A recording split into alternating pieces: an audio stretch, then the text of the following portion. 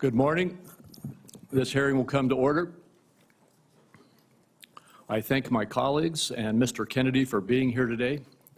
Mr. Kennedy, congratulations on your nomination.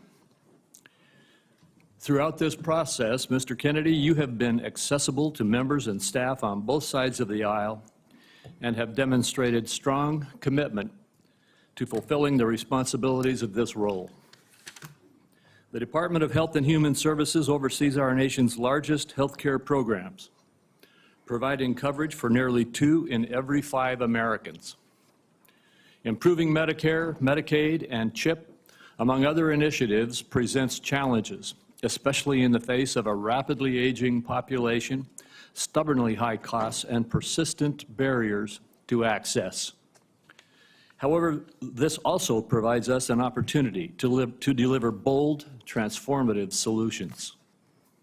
As a committee, we share a commitment to advancing common sense, bipartisan policies that improve the delivery of health care in this country. This committee has worked to realign incentives in the prescription drug supply chain, to enhance access in rural communities, to expand the availability of telehealth and improve the broken clinician payment structure. Across these and other issues, I look forward to working with the administration to continue pursuing meaningful reforms that serve the American people more effectively and more efficiently. Too often, patients encounter a healthcare system that is disjointed and is a dysfunctional maze. Complex and bureaucratic chutes and ladders have become the norm. Meanwhile, even as healthcare spending climbs, outcomes across a range of conditions continue to decline. Mr. Kennedy, if confirmed, you will have the opportunity to chart a new and better course for the federal approach to tackling both the drivers and the consequences of our ailing healthcare system.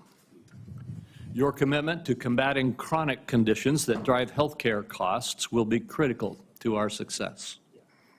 Prioritizing disease prevention and addressing the factors that fuel conditions such as diabetes, cardiovascular disease, metabolic disease, Alzheimer's disease, COPD, and cancer will save lives, reduce costs, and build a healthier, stronger country. Private sector breakthroughs from groundbreaking cancer medications to curative gene therapies also offer hope. But misguided government initiatives and market volatility risk eroding American leadership in life-saving R&D. Your advocacy for healthcare transparency has the potential to empower consumers across the country, promoting competition to enhance quality while cutting excessive spending for patients and for taxpayers. Today's hearing will provide a forum to hear more about your vision, particularly for the federal programs under this committee's jurisdiction. Mr. Kennedy, you represent a voice for an inspiring coalition of Americans who are deeply committed to improving the health and well-being of our nation. Regardless of political party, everyone in this room shares a common recognition that our current system has fallen short, as well as a common desire to make our country healthier. I look forward to today's conversation as well as your testimony, Mr. Kennedy. And now I recognize Senator Wyden for his opening remarks. Thank you very much, Mr. Chairman. The question before the Finance Committee this morning is whether Robert F. Kennedy should be trusted with the health and well-being of the American people. Committee staff have examined thousands of pages of statements, books, and podcast transcripts in a review of his record. The receipts show that Mr. Kennedy has embraced conspiracy theories, quacks, charlatans, especially when it comes to the safety and efficacy of vaccines. He has made it his life's work to sow doubt and discourage parents from getting their kids life-saving vaccines. It has been lucrative for him and put him on the verge of immense power. This is the profile of someone who chases money and influence wherever they lead even if that may mean the tragic deaths of children and other vulnerable people. Now, Mr. Kennedy is fond of saying he's not making recommendations about whether parents should vaccinate their children. He's just asking questions and giving people choices. It's a slippery tactic to dodge any real responsibility for his words and actions. And it is, in my view, absurd coming from somebody who's trying to win confirmation for a job that is entirely about making recommendations. These recommendations are going to have life or death consequences for the American people. Mr. Kennedy, if you are confirmed, your recommendations determine which vaccines senior citizens get for free through Medicare.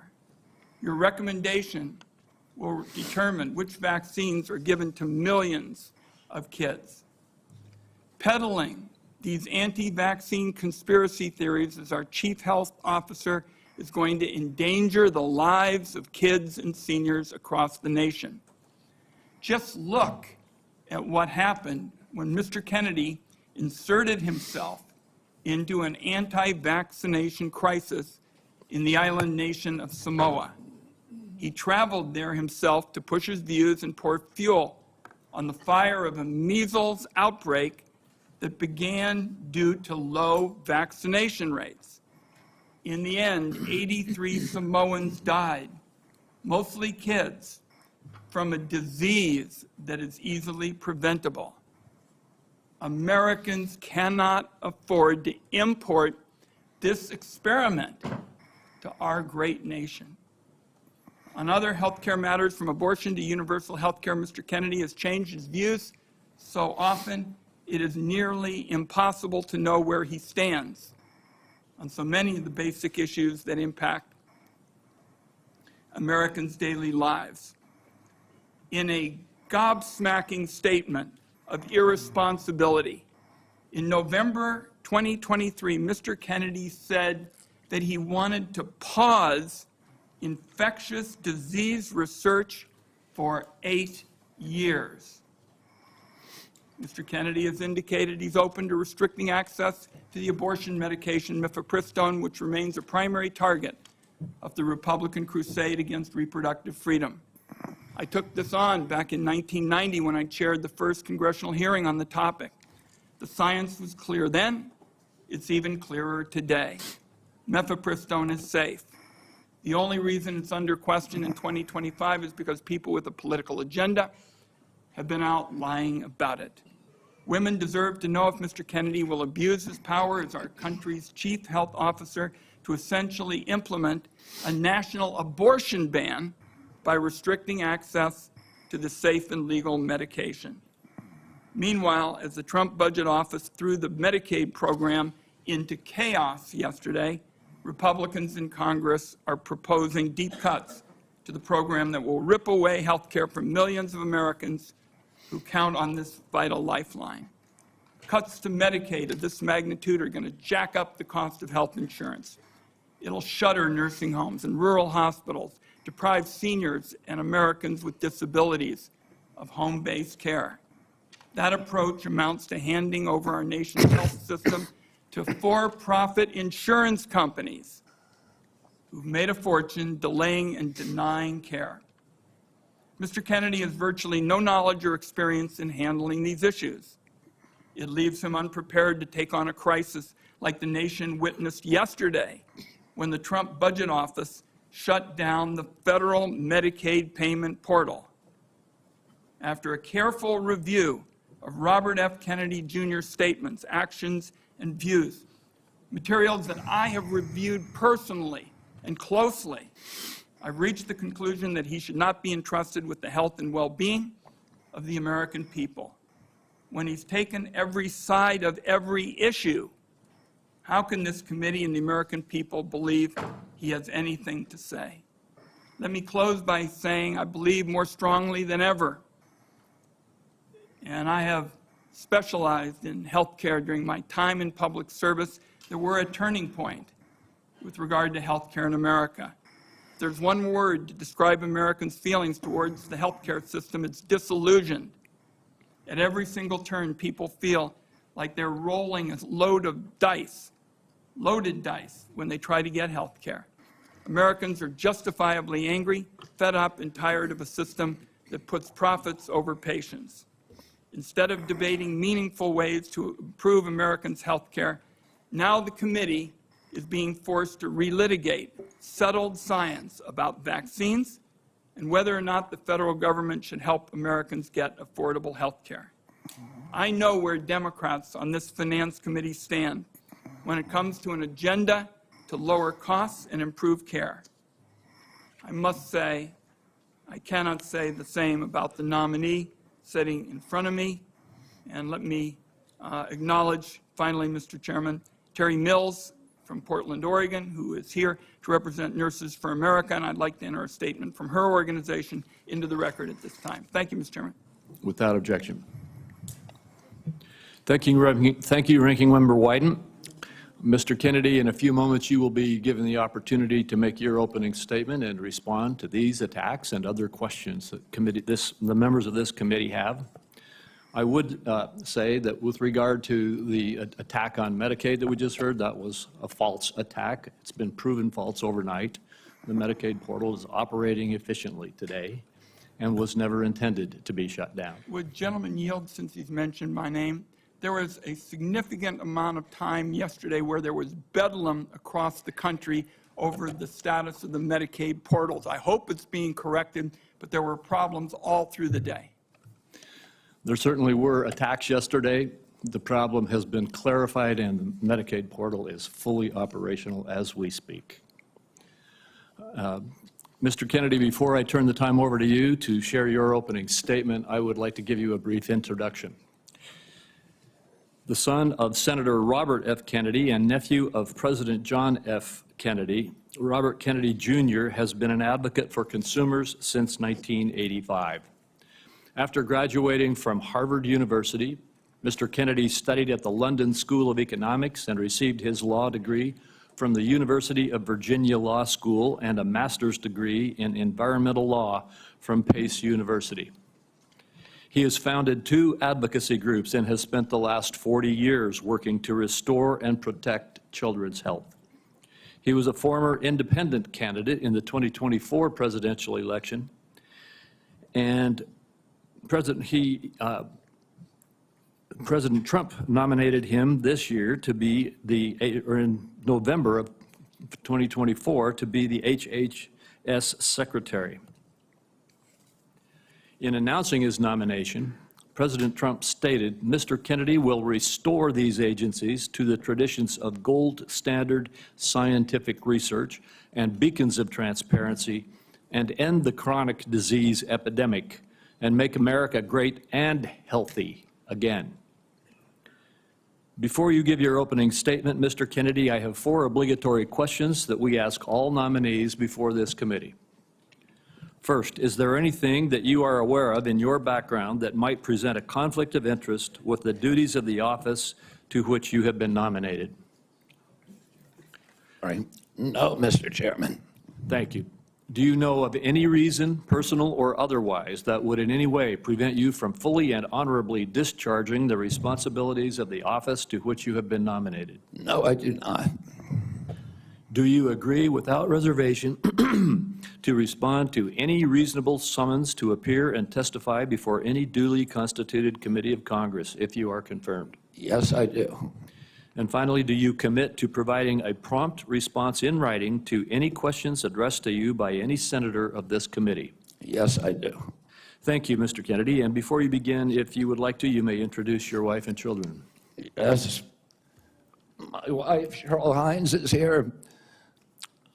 My daughter, Kit Kennedy, my son, Bobby Kennedy, his wife, Amaryllis Fox Kennedy, and my nephew, Jackson Hines, is here, too. We welcome you all. Thank you. You may proceed with your statement. Thank you, Mr. Chairman. Chairman Crapo, Ranking Member Wyden, and members of this distinguished committee, I'm humbled to be sitting here today as President Trump's nominee oversee the U.S. Department of Health and Human Services. I want to thank President Trump for entrusting me to deliver on his promise to make America healthy again. I also want to thank Cheryl and Kik and Bobby and all of my other children who are here today, and all the many members of my large extended family for the love that they have so generously shared. Ours has always been a family that has been involved in public service, and I look forward to continuing that tradition. My journey into the issue of health began with my career as an environmental attorney, working with hunters and fishermen and mothers in the small town in the Hudson Valley and along the Hudson River. I learned very early on that human health and environmental injuries are intertwined. The same chemicals that kill fish make people sick also. Today, Americans' overall health is in grievous condition. Over 70% of adults and a third of children are overweight or obese. Diabetes is 10 times more prevalent than it was during the 1960s. Cancer among young people is rising by 1 or 2% a year. Autoimmune diseases, neurodevelopmental disorders, Alzheimer's, asthma, ADHD, depression, addiction, and a host of other physical and mental health conditions are all on the rise, some of them exponentially. The United States has worse health than any other developed nation, yet we spend more on healthcare, at least double, and in some cases triple, as other countries. Last year, we spent $4.8 trillion, not counting the indirect costs of missed work. That's almost a fifth of GDP. It's tantamount to a 20% tax on the entire economy. No wonder America has trouble competing with countries that pay a third of what we do for health and have better outcomes and a healthier workforce. But I don't want to make this too much about money. It's the human tragedy that moves us to care. President Trump has promised to restore America's global strength and to restore the American dream, but he understands we can't be a strong nation when our people are so sick. A healthy person has 1,000 dreams. A sick person has only one. Today, over half of our countrymen and women are chronically ill. When I met with President Trump last summer, I discovered that he is more than just concern for this tragic situation, but genuine care. President Trump is committed to restoring the American dream, and 77 million Americans delivered a mandate to him to do just that, due in part to the embrace and elevation of the Make America Healthy Again movement. This movement, led largely by Maha moms from every state, you can see many of them behind us today, and in the hallways and in the lobbies, is one of the most transcendent and powerful movements I've ever seen. I promise President Trump that if confirmed, I will do everything in my power to put the health of Americans back on track. And I've been greatly heartened to discover a deep level of care among members of this committee, too, both Democrats and Republicans. I came away from our conversations confident that we can put aside our divisions for the sake of a healthier America. For a long time, the nation has been locked in a divisive healthcare debate about who pays. Well, when healthcare costs reach 20%, there are no good options, only bad ones. Shifting the burden around between government and corporations and insurers and providers and families is like rearranging deck chairs on the Titanic. Our country will sink beneath a sea of desperation and debt if we don't change the course and ask why are healthcare costs so high in the first place. The obvious answer is chronic disease. The CDC says 90% of healthcare spending goes toward managing chronic disease, which hits lower income Americans the hardest.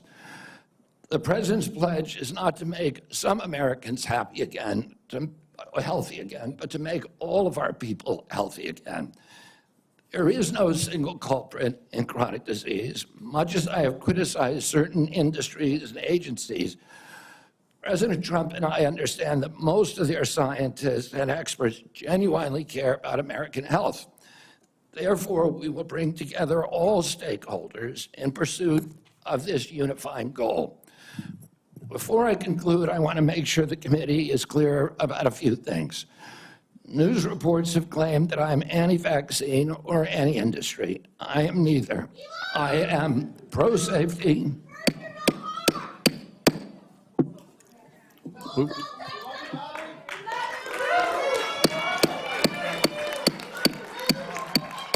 We'll have order. Please proceed, Mr. Kennedy. I am pro-safety. I worked for years to raise awareness about the mercury and toxic chemicals in fish, and nobody called me anti-fish. And I believe that that vaccines play a critical role in healthcare. All of my kids are vaccinated. I've written many books on vaccines. My first book in 2014, the first line of it is, I am not anti-vaccine, and the last line is, I am not anti-vaccine. Nor am I the enemy of food producers. American farms are the bedrock of our culture, of our politics, of our national security. I was a 4-H kid, and I spent my summer working on ranches. I went to work with our farmers. I want to work with our farmers and food producers to remove burdensome regulations and unleash American ingenuity. MAHA simply cannot succeed without a partnership, a full partnership of American farmers. In my advocacy, I've often disturbed the status quo by asking uncomfortable questions. Well, I'm not going to apologize for that. We have massive health problems in this country that we must face honestly.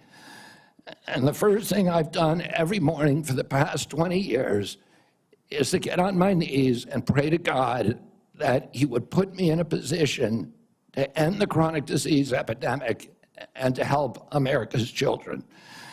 That's why I'm so grateful to President Trump for the opportunity to sit before you today and seek your support and partnership in this endeavor. I will conclude with a promise. The members of this committee, to the President, and to all the tens of millions of parents across America, especially the moms, who have propelled this issue to center stage. Should I be so privileged as to be confirmed, we will make sure our tax dollars support healthy foods. We will scrutinize the chemical additives in our food supply. We will remove financial conflicts of interest from our agencies. We will create an honest, unbiased, gold standard science at HHS, accountable to the President, to Congress, and to the American people. We will reverse the chronic disease epidemic and put the nation back on the road to good health. Thank you. Thank you, Mr. Kennedy. Mr. Kennedy, I will begin. Each of us will have 5 minutes to ask you questions, and then at the conclusion of the hearing, if there are further questions, there will be an opportunity for those questions to be submitted to you, and I ask that you respond to them promptly. Mr. Kennedy, you have emphasized the importance of nutrition in preventing and managing chronic disease, improving health outcomes, and reducing health costs. I share your interest in the relationship between our diet and our well-being. And if confirmed, I look forward to partnering with you on those efforts. Would you share with the committee why you are passionate about the nutrition-oriented disease prevention and what you have learned? Yes, Mr. Chairman. I had 11 brothers and sisters. I had dozens of first cousins. I was raised in a time where we did not have a chronic disease epidemic. When my uncle was president, 2% of American kids had chronic disease. Today, 66% have chronic disease. We spend zero on chronic disease during the Kennedy administration. Today, we spend $4.3 trillion a year. With 77% of our kids cannot qualify for military service. When I was a kid, the typical pediatrician would see one case of diabetes in his or her lifetime. 40 or 50-year career. Today, 1 out of every 3 kids who walks through her office door is diabetic or pre-diabetic. And the most recent data from NIH shows 38% of teens are diabetic or pre-diabetic. Autism rates have gone from 1 in 10,000 to 1 in 1,500, depending on what studies you look at. In my generation today, 70-year-old men, 1 in 34 in my kids' generation. We've seen this explosion of autoimmune disease, of allergic diseases. This is not just an economic issue. It's not just a national security issue. It is a spiritual issue, and it is a moral issue. We cannot live up to our role as an exemplary nation, as a moral authority around the world, and we're writing off an entire generation of kids. Thank you very much. And if confirmed, how could we work together to integrate nutrition-based interventions into our healthcare programs like Medicaid and Medicare? Well, there are many ways that we can do that. The federal funding of the SNAP program, for example, and of school lunch programs could be a driver for helping kids. We shouldn't be giving 60% of the kids in school processed food that is making them sick. We shouldn't be spending 10% of the SNAP program on sugared drinks. So we have a direct ability to change things there.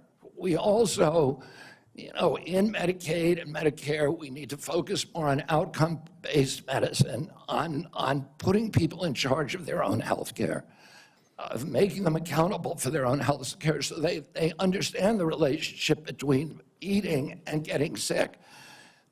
Most importantly, we need to deploy NIH and FDA to doing the research to understand the relationship between these different food additives and chronic disease so that Americans understand it and make sure that Americans are aware of it. I don't want to take food away from anybody. If you like a cheeseburger, a McDonald's cheeseburger, a Diet Coke, which my boss loves, and you should be able to get them. If you want to eat Hostess Twinkies, you should be able to do that. But you should know what the impacts are on your family and on your health. Thank you. Senator Wyden. Thank you very much, Mr. Chairman. Before I begin my questions, I'd like to start by entering into the record a letter the committee received from Ambassador Carolyn Kennedy outlining what she believes is Mr. Kennedy's lack of personal fitness for the office. Without objection. Mr. Kennedy, you have spent years pushing conflicting stories about vaccines. You say one thing, and then you say another. In your testimony today under oath, you denied that you were anti-vaccine. But during a podcast interview in July of 2023, you said, quote, "No vaccine is safe and effective." In your testimony today, in order to prove you're not anti-vax, you note that all your kids are vaccinated. But in a podcast in 2020, you said, and I quote, "You would do anything, pay anything to go back in time and not vaccinate your kids." Mr. Kennedy, all of these things cannot be true. So, are you lying to Congress today when you say you are pro-vaccine? Or did you lie on all those podcasts? We have all of this on tape, by the way. Yeah, Senator, as you know, because it's been repeatedly debunked, that statement that I made on the Lex Friedman podcast was a fragment of the statement. He asked me, and anybody who actually goes and looks at that podcast and will see this, he asked me, are there vaccines that are safe and effective? And I said to him, some of the live virus vaccines are. And I said, there are no vaccines that are safe and effective, and I was going to continue for every person. Every medicine has people who are sensitive to them, including vaccines. Right, so he interrupted me at that point. I've corrected it many times, including on national TV. You know about this, Senator Wyden, so bringing this up right now is dishonest. let's be clear about what you've actually done then, since you want to deny your statements. For example, you have a history of trying to take vaccines away from people. In May of 2021, you petitioned the Food and Drug Administration to not only block Americans from having access to the COVID vaccine, but to prevent any future access to the life-saving vaccine. Are you denying that? Your name is on the petition. We brought that petition after CDC recommended the COVID vaccine without any scientific basis for 6-year-old children. Most experts agree today, even the people who did it back then, that COVID vaccines are inappropriate for 6-year-old children who basically have a zero risk from COVID. That's why I brought that lawsuit. I don't want to, I want to emphasize Mr. Kennedy, the facts, I don't- the facts.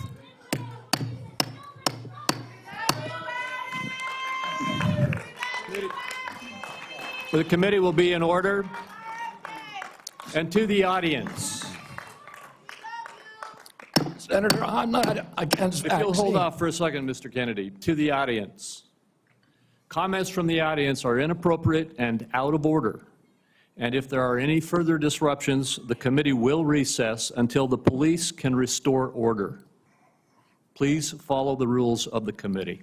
Mr. Kennedy, you may proceed. I also want to point out that your recitation of what happened in Samoa is absolutely wrong, and you know it's wrong, and you know it's wrong. We'll get to that in a moment. Right now, we're talking about the petition that you filed to block Americans from having access to the vaccine and to prevent any future access to the vaccine.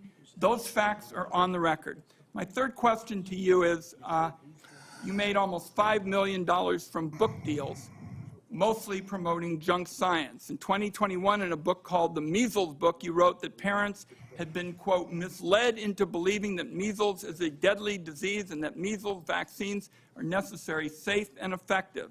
The reality is measles are in fact deadly and highly contagious, something that you should have learned after your lies contributed to the deaths of 83 people, most of them children, in a measles outbreak in Samoa. So my question here is, Mr. Kennedy, is measles deadly, yes or no?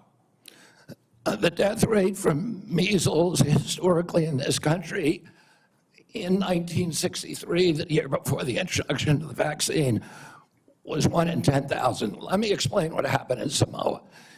In Samoa in 2017 or 2015, there were 2 kids who died following the MMR vaccine. And the vaccination rates in Samoa dropped precipitously from about 63% to the mid-30s, so they've never been very high. And in 2018, 2 more kids died following the MMR vaccine, and the government of Samoa banned the MMR vaccine.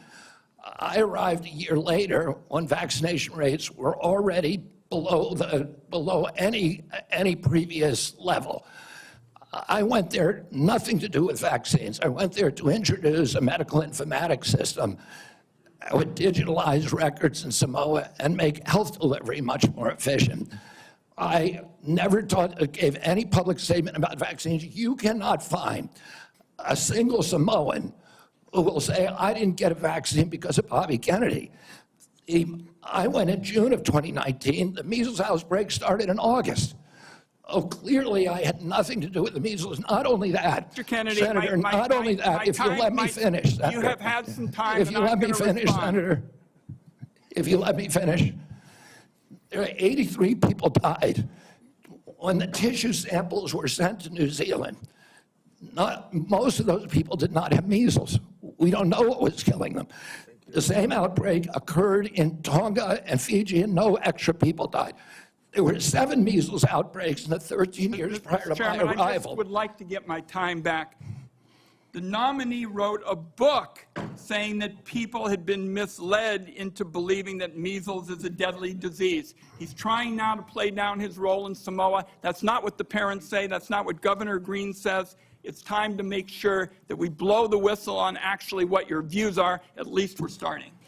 We need to move Senator, on. I support the measles vaccine. I support the polio vaccine. I will do nothing as HHS secretary and makes it difficult or discourages people from taking either of those Anybody vaccines. who believes that ought to look at the measles book you wrote saying parents have been misled into believing that measles is a deadly disease. That's not true. We need to move on. Senator Grassley. Welcome. I'm going to do like I did in my office. I'm just going to make some points to you. I got about 7 I want to quickly get done.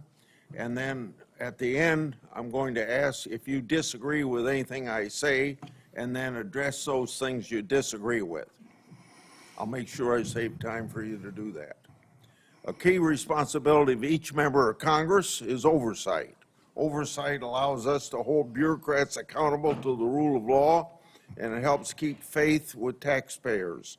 I expect HHS to provide timely and complete responses to congressional oversight. Number 2, PBMs, something you and I discussed in our office. I've been working to hold pharmacy benefit managers accountable in order to lower prescription drug prices.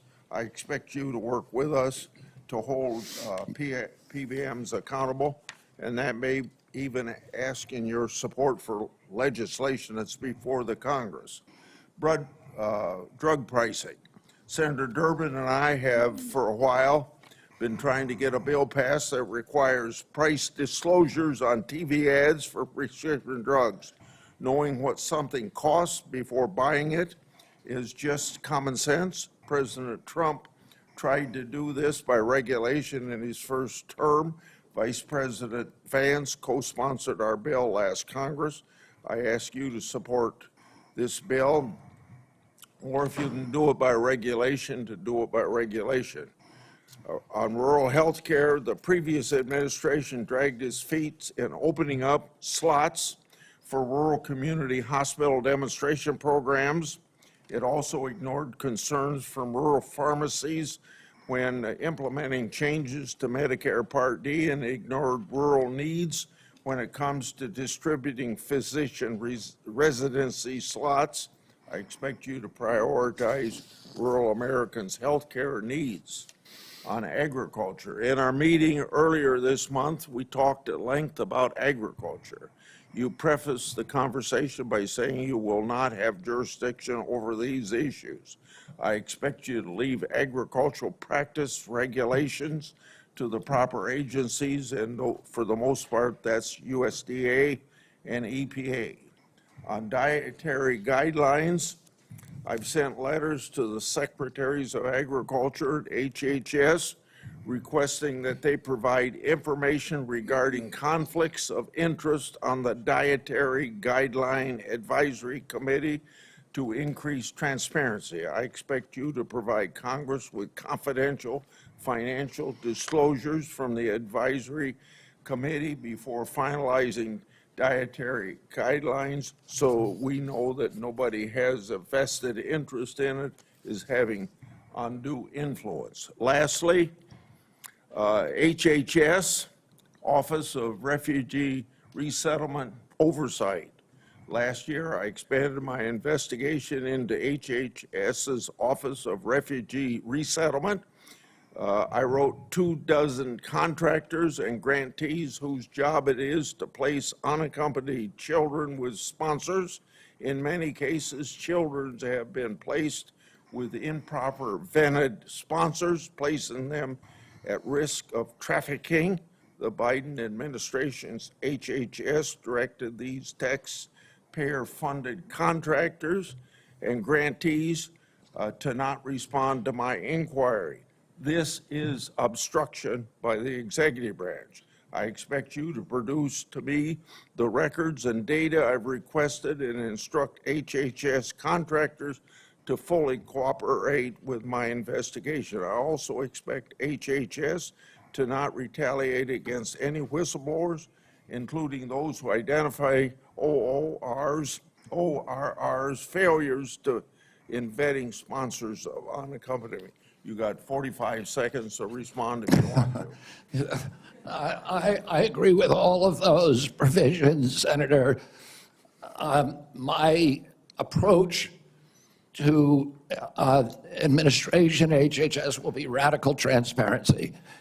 if members of this committee or other members of Congress want information, the doors are open. I've spent many years litigating against NIH and its sub-agencies, HHS and its sub-agencies, NIH, CDC, FDA, on FOIA issues, trying to get information that we, the taxpayers, paid for, and oftentimes getting back redacted copies after a year or 2 years of litigation. That should not be the case, and if Congress asks me for information, you will get it immediately. Thank you. Thank you. Senator Cantwell is next, but until she returns, I will move on to down the list, and that would be Senator Cornyn. Mr. Kennedy, welcome to you and your family, and congratulations. I appreciate Senator Grassley raising the issue of the Office of Refugee Resettlement within the auspices of Health and Human Services. I think this may surprise people, but that's actually the responsibility of HHS, the Office of Resettlement Relocation. Under the previous administration, as Senator Grassley alluded, there were roughly 500,000 children, unaccompanied minors, that were placed with sponsors in the interior of the United States. The previous administration took the position that it was not the federal government's responsibility once these children were placed with these sponsors.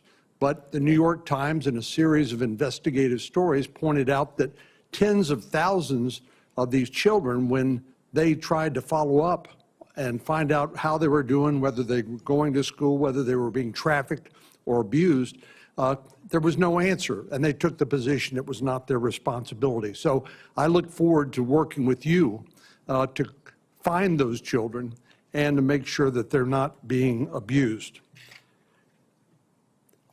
Millions of Americans are experiencing mild to moderate mental health and substance abuse issues, yet many struggle with timely and effective access.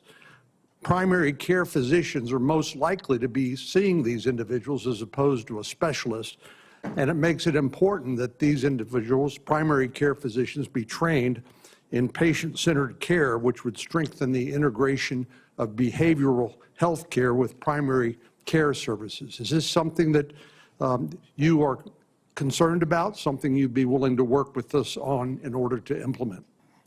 Yes, Senator, let me just reassure you that President Trump has personally spoken to me about locating those 300,000 children who disappeared over the last 4 years. I don't think anybody has a fully accurate number, but it's hundreds of thousands, I agree. And many of them we know have been sex trafficked and childhood slavery, and it is a blight on America's moral authority, and we need to find those kids. In terms of addiction services and substance abuse services, this is a priority for me. It was a priority for me when I was running for president during my campaign. I was a heroin addict for 14 years. I've been 42 years in recovery. I go to 12-step meetings every day, so I hear the stories every day. And I hear the many stories about denial of, or the barriers to access to care. And we need to improve that. And to answer specifically to your question, I think we can do that through GME, which is a program that is funded by HHS, that is the largest funder for medical school students. And that's one of the things for primary care physicians should understand addiction care. Addicts almost always go through a cycle where there is a moment where they hit periodic bottoms where they're ready to go into treatment. But it's fleeting and it's momentary. And we have that opportunity to save their lives. And then if we miss that little short window, they're off to the races again. I appreciate your answer. Our time is short. Let me get to one more question that I think is very important. Under the first Trump administration, the number of people receiving HIV treatment in Africa through the President's Emergency Plan for AIDS Relief, otherwise known as PEPFAR, it increased, this is during the first Trump administration, from 13 million people to 18 million people across 50 countries, primarily in Africa. Africa has about 1.3 billion people today, or in 2021, it's projected to have 2.5 billion people by 2050, or 25% of the global population. In 2020, PEPFAR reported that 2.8 million babies were born without HIV. That was something that would not have happened but for the PEPFAR program. So it has simply been one of the most successful public health programs in the world and saved approximately 26 million lives. Failure to continue this program, in my view, would risk ceding that leadership to adversaries like China. And I'd like to know whether you support the objectives and goals of PEPFAR, and would you work with me and my colleagues to make sure that this program continues to provide life-saving antiviral drugs to people who are most in need? I absolutely support PEPFAR, and I will happily work with you to strengthen the program. Thank you. Senator Bennett. Thank you, Mr. Chairman. Thank you, Mr. Kennedy, for being here this morning. And I think that, Mr. Chairman, we are truly through the looking glass this morning here in the U.S. Senate, and this committee is being asked to fulfill a really important responsibility, which is to decide whether to confirm Mr. Kennedy to one of the most important health care jobs in America. And the reason I think it's so important is for many of the reasons you said in your opening statement, which is that we live in the richest country in the world, and we have some of the worst health outcomes of any industrialized country in the world. We live in the richest country in the world, and we have some of the lowest life expectancy rates of anybody in the industrialized world. I was a school superintendent before I was in this job, Mr. Chairman, and I can tell you that Mr. Kennedy's right, that when I look at the kids in the Denver public schools, if we don't change the way we eat in this country, 40% of them are going to suffer adult diabetes as a result of their diet. And we're, as I said, spending more than any other country in the world, and our families, every single person's constituents in this Senate are facing chronic shortages when it comes to health care. My friend from Texas, Senator Cornyn, has been a champion on mental health care. We have an epidemic, as he knows, across this country in mental health care, partly because of what the massive social media platforms that were sitting behind the President of the United States have inflicted on our children for their profit in the last decade or so. So we have no shortage of challenges to confront, and I even agree with some of the diagnosis of Mr.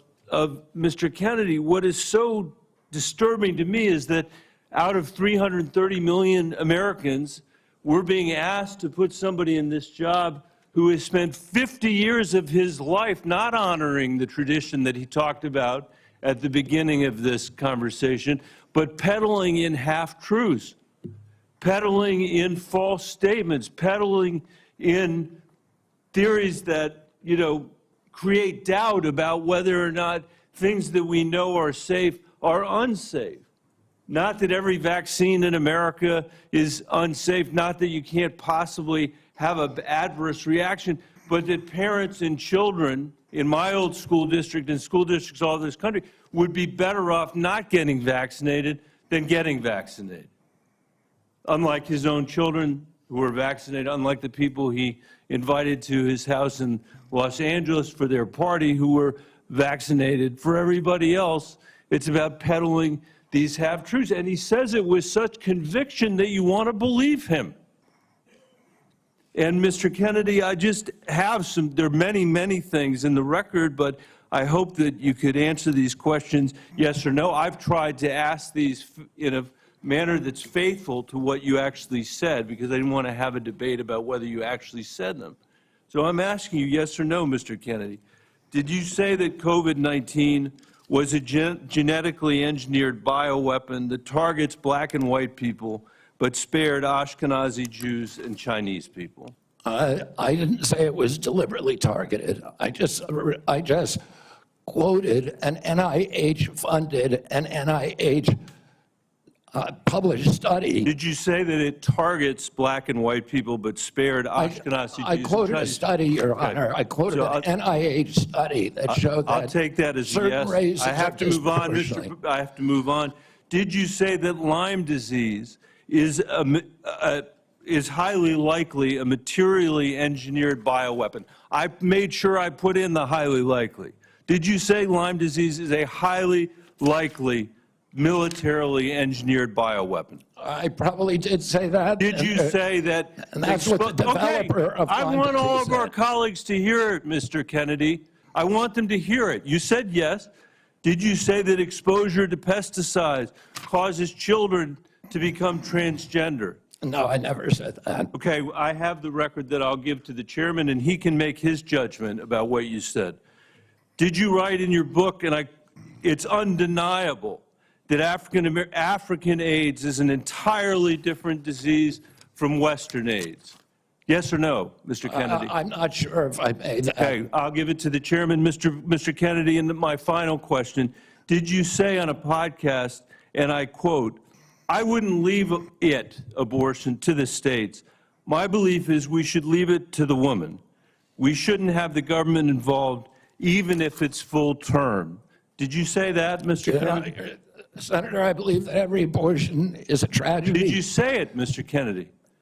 This believe- matters. It doesn't matter what you come here and say that isn't true, that's not reflective of what you really believe, that you haven't said over decade after decade after decade, because unlike other jobs we're confirming around this place, this is a job where it is life and death for the kids that I used to work for in the Denver public schools and for families all over this country that are suffering from living in the richest country of the world that can't deliver basic health care and basic mental health care to them. It's too important for the games that you're playing, Mr. Kennedy. And I hope my colleagues will say to the president, I have no influence over him. I hope my colleagues will say to the president, out of 330 million Americans, we can do better than this. Thank you. We need to move on. Senator Cassidy. Mr. Kennedy, President Trump has sworn to protect Medicare. Republicans are exploring reforms to Medicaid that could help pay for Trump administration priorities. With this context, what will you do about dual eligibles? About, Dual eligibles. well, dual eligibles are not right now served very well under the system. Those are people who are eligible for both Medicaid and Medicare.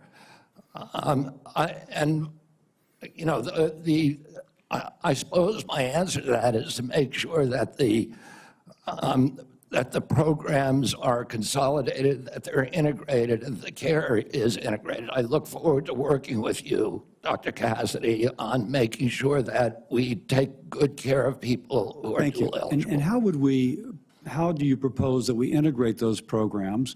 Does Medicare pay more, Medicare pay less, Medicaid pay more, Medicaid pay less? How do we do that? Well, I'm not exactly sure because I'm not in there. I mean, it is difficult to integrate them because Medicare is under fee-for-service. It's paid for by employer taxes. Medicaid is fully paid for by the federal government, and it's not fee-for-service. So I do not know the answer to that. I look forward to exploring options with you. Republicans, again, are looking at ways to potentially reform Medicaid to help, pay for President Trump's priorities, but to improve outcomes. What thoughts do you have regarding Medicaid reform? Well, Medicaid is not working for Americans, and it's specifically not working for the target population. Most Americans, like myself, I'm on Medicare Advantage, and I'm very happy with it. Most people who are on Medicaid are not happy. The premiums are too high. The deductibles are too high. The networks are narrow. The best doctors will not accept it in the best hospitals. And particularly, Medicaid was originally designed for a target population, the poorest Americans. it's now been dramatically expanded. And the irony of the expansion is that the poorest Americans are now being robbed. Their services have dramatically decreased, even though we've increased the price of Medicare by 60% over the last 4 years. The target population is being robbed. With that We need to figure said, out other options. obviously you've thought about that, and I appreciate that. What reforms do you recommend, again, that would improve services, I suppose, but also make it more cost efficient? Well, President Trump has given me the charge of improving quality of care and lowering the price of care for all Americans. There are many things that we can do. I mean, what we want to, the ultimate outcome, I think, is to increase transparency, to increase accountability, and to transition to a value-based system rather than a fee-based system, So on rather than a Medicaid, service-based on system. Medicaid in particular, can you just kind of take those kind of general principles and apply it to the Medicaid program? You know, listen, I think that there are many, many options with telemedicine, with AI right now. And, you know, there's including direct primary care systems. We're seeing that movement grow across the country. There's one of the largest providers of direct. So going back to Medicaid though, and speaking of these specific advances, what reforms are you proposing with these ideas vis-a-vis Medicaid? Well, I don't have a broad proposal for dismantling the program. Of course not saying that. I think what we need to do is we need to experiment with pilot programs in each state. We need to keep our eye on the ultimate goal, which is value-based care, which is transparency, accountability, access. And one more thing, going back to Medicare, you mentioned you're an MA. You mentioned earlier the Medicare fee for service.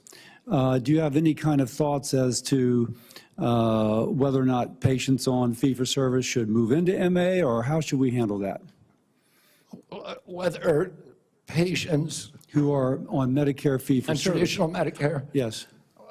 that's their choice right now. Well, I mean, we have, I think, 32 million Americans, or 30 million Americans on Medicare, on traditional Medicare, and then another 34 or 34 on Medicare Advantage, roughly half and half. And I think more people would rather be on Medicare Advantage because it offers very good services, but people can't afford it. It's much more expensive. Oh, in answer to your first question, there are all kinds of exciting things that we can be doing, including cooperatives, which President Trump has supported, including health savings accounts, which President Trump has supported. But all of these things to make people more accountable for their own health. And so we'd bring the cooperatives and the health savings accounts into Medicare and Medicaid? Exactly. We try to increase those, the use of those, and to direct primary care, to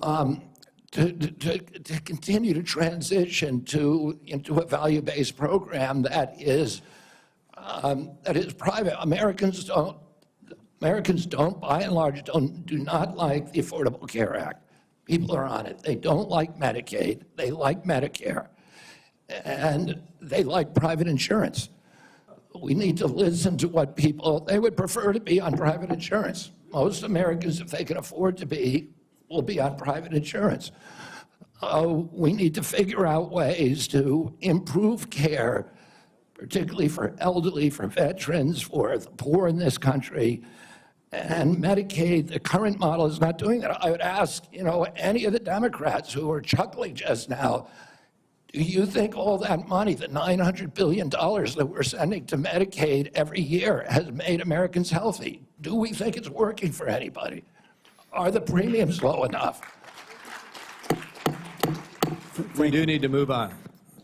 Senator Warner. Well, I got to tell you, for literally hundreds of thousands of Virginians, Medicaid is what prevents them from health crises on a daily and weekly basis.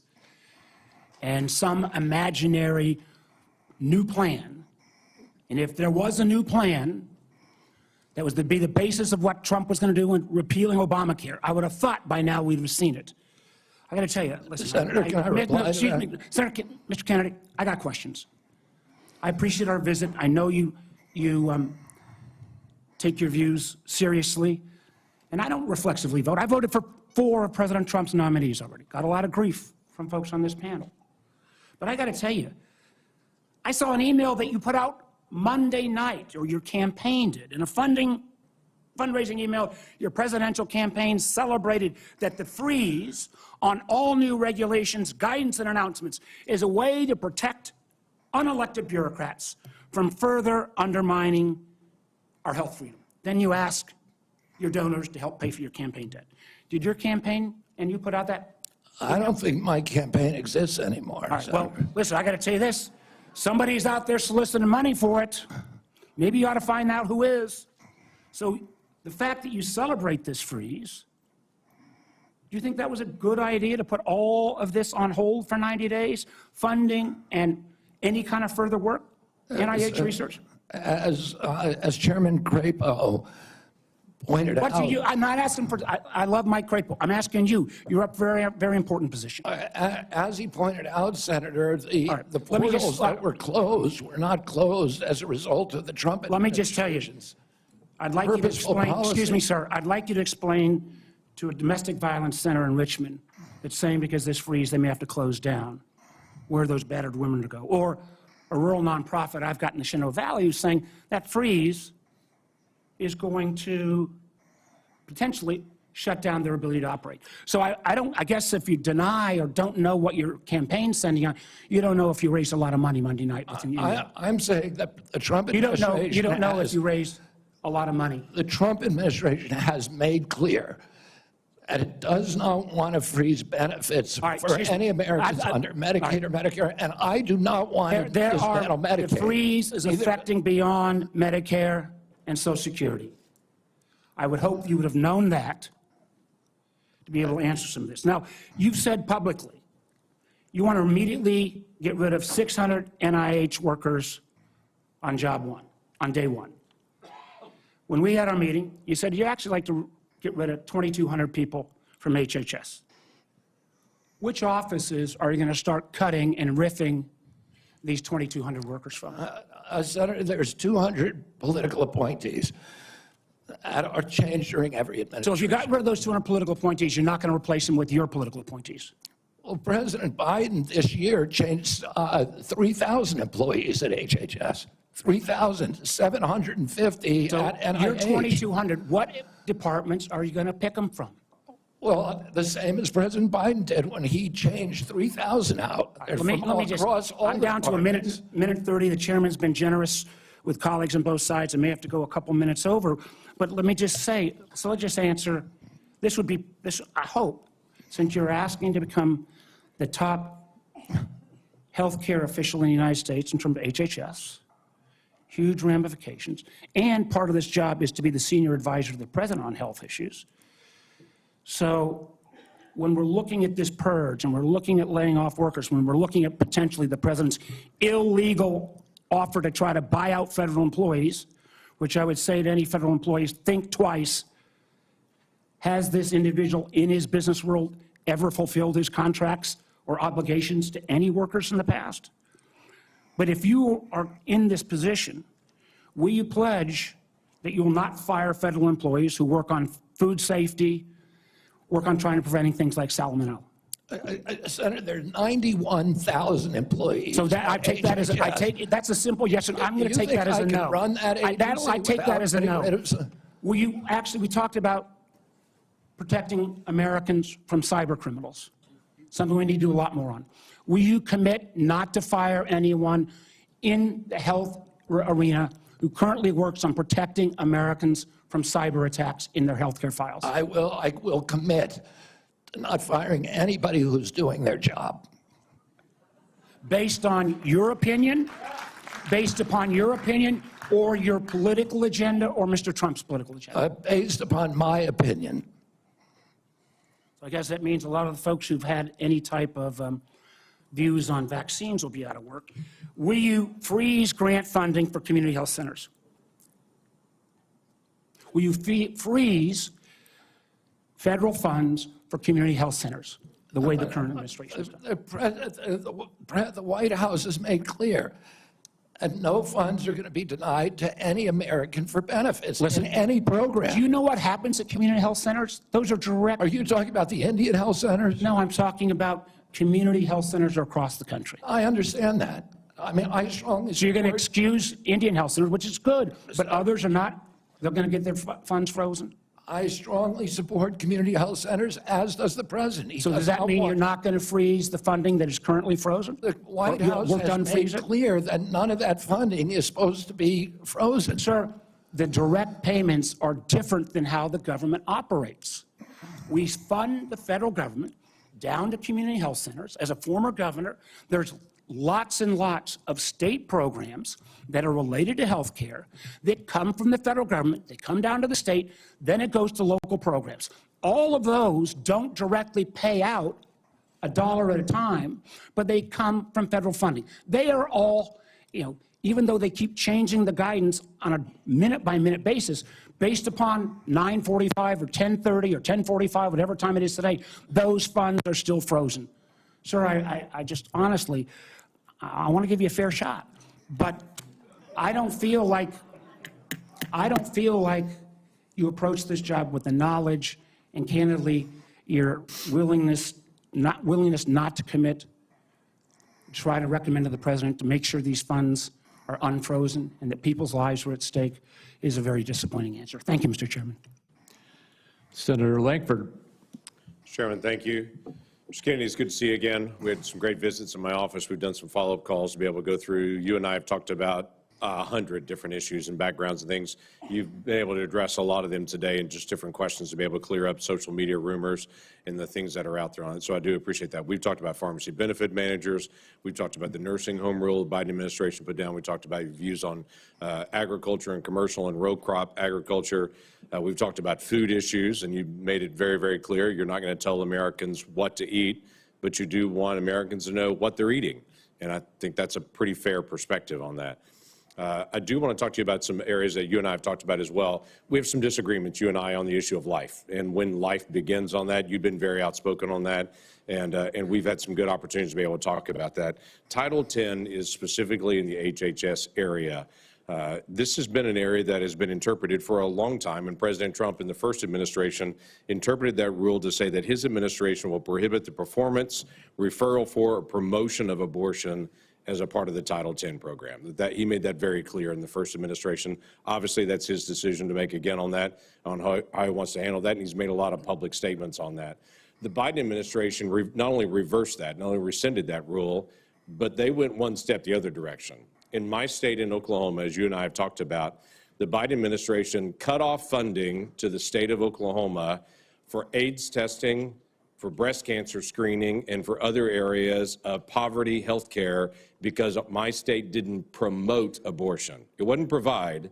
If my state wouldn't promote abortion in the state, we got cut off for federal funds for AIDS testing and for other things. My simple question to you is, how are you going to handle Title 10 on that? I saw how President Biden handled that in the punitive measures that came on my state for those that are in rural health care. How are you going to handle Title 10? I'm going to support President Trump's policies on Title 10. I agree with President Trump that every abortion is a tragedy.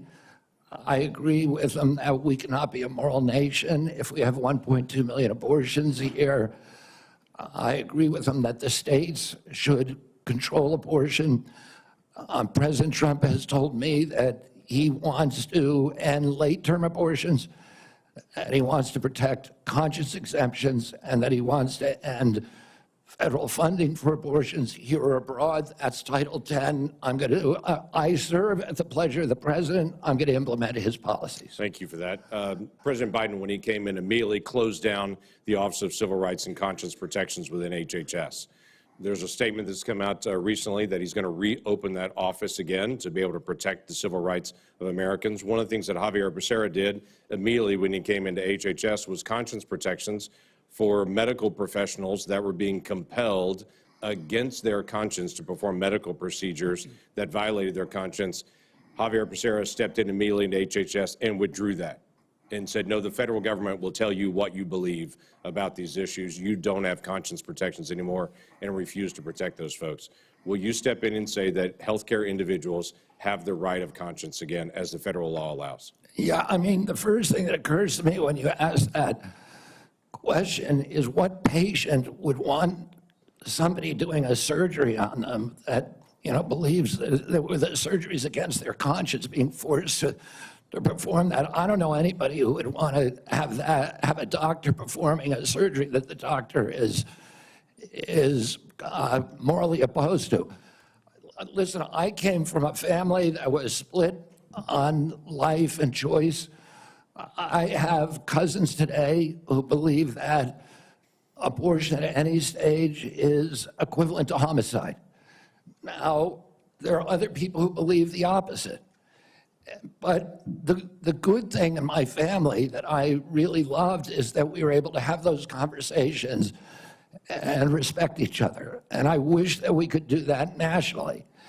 And if forcing somebody to participate in a medical procedure as a provider that they believe is murder does not make any sense to me. We need to welcome diversity in this country. We need to respect diversity.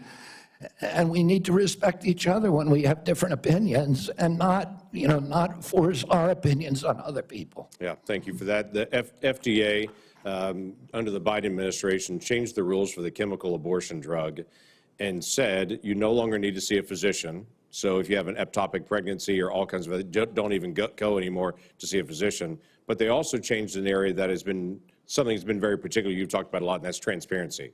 They changed the position and said, don't tell us if there's a side effect on this drug unless she dies. But other than that, don't tell us anymore. Literally, don't give transparent information to the American people or to the women who take this drug anymore. We don't want that reported.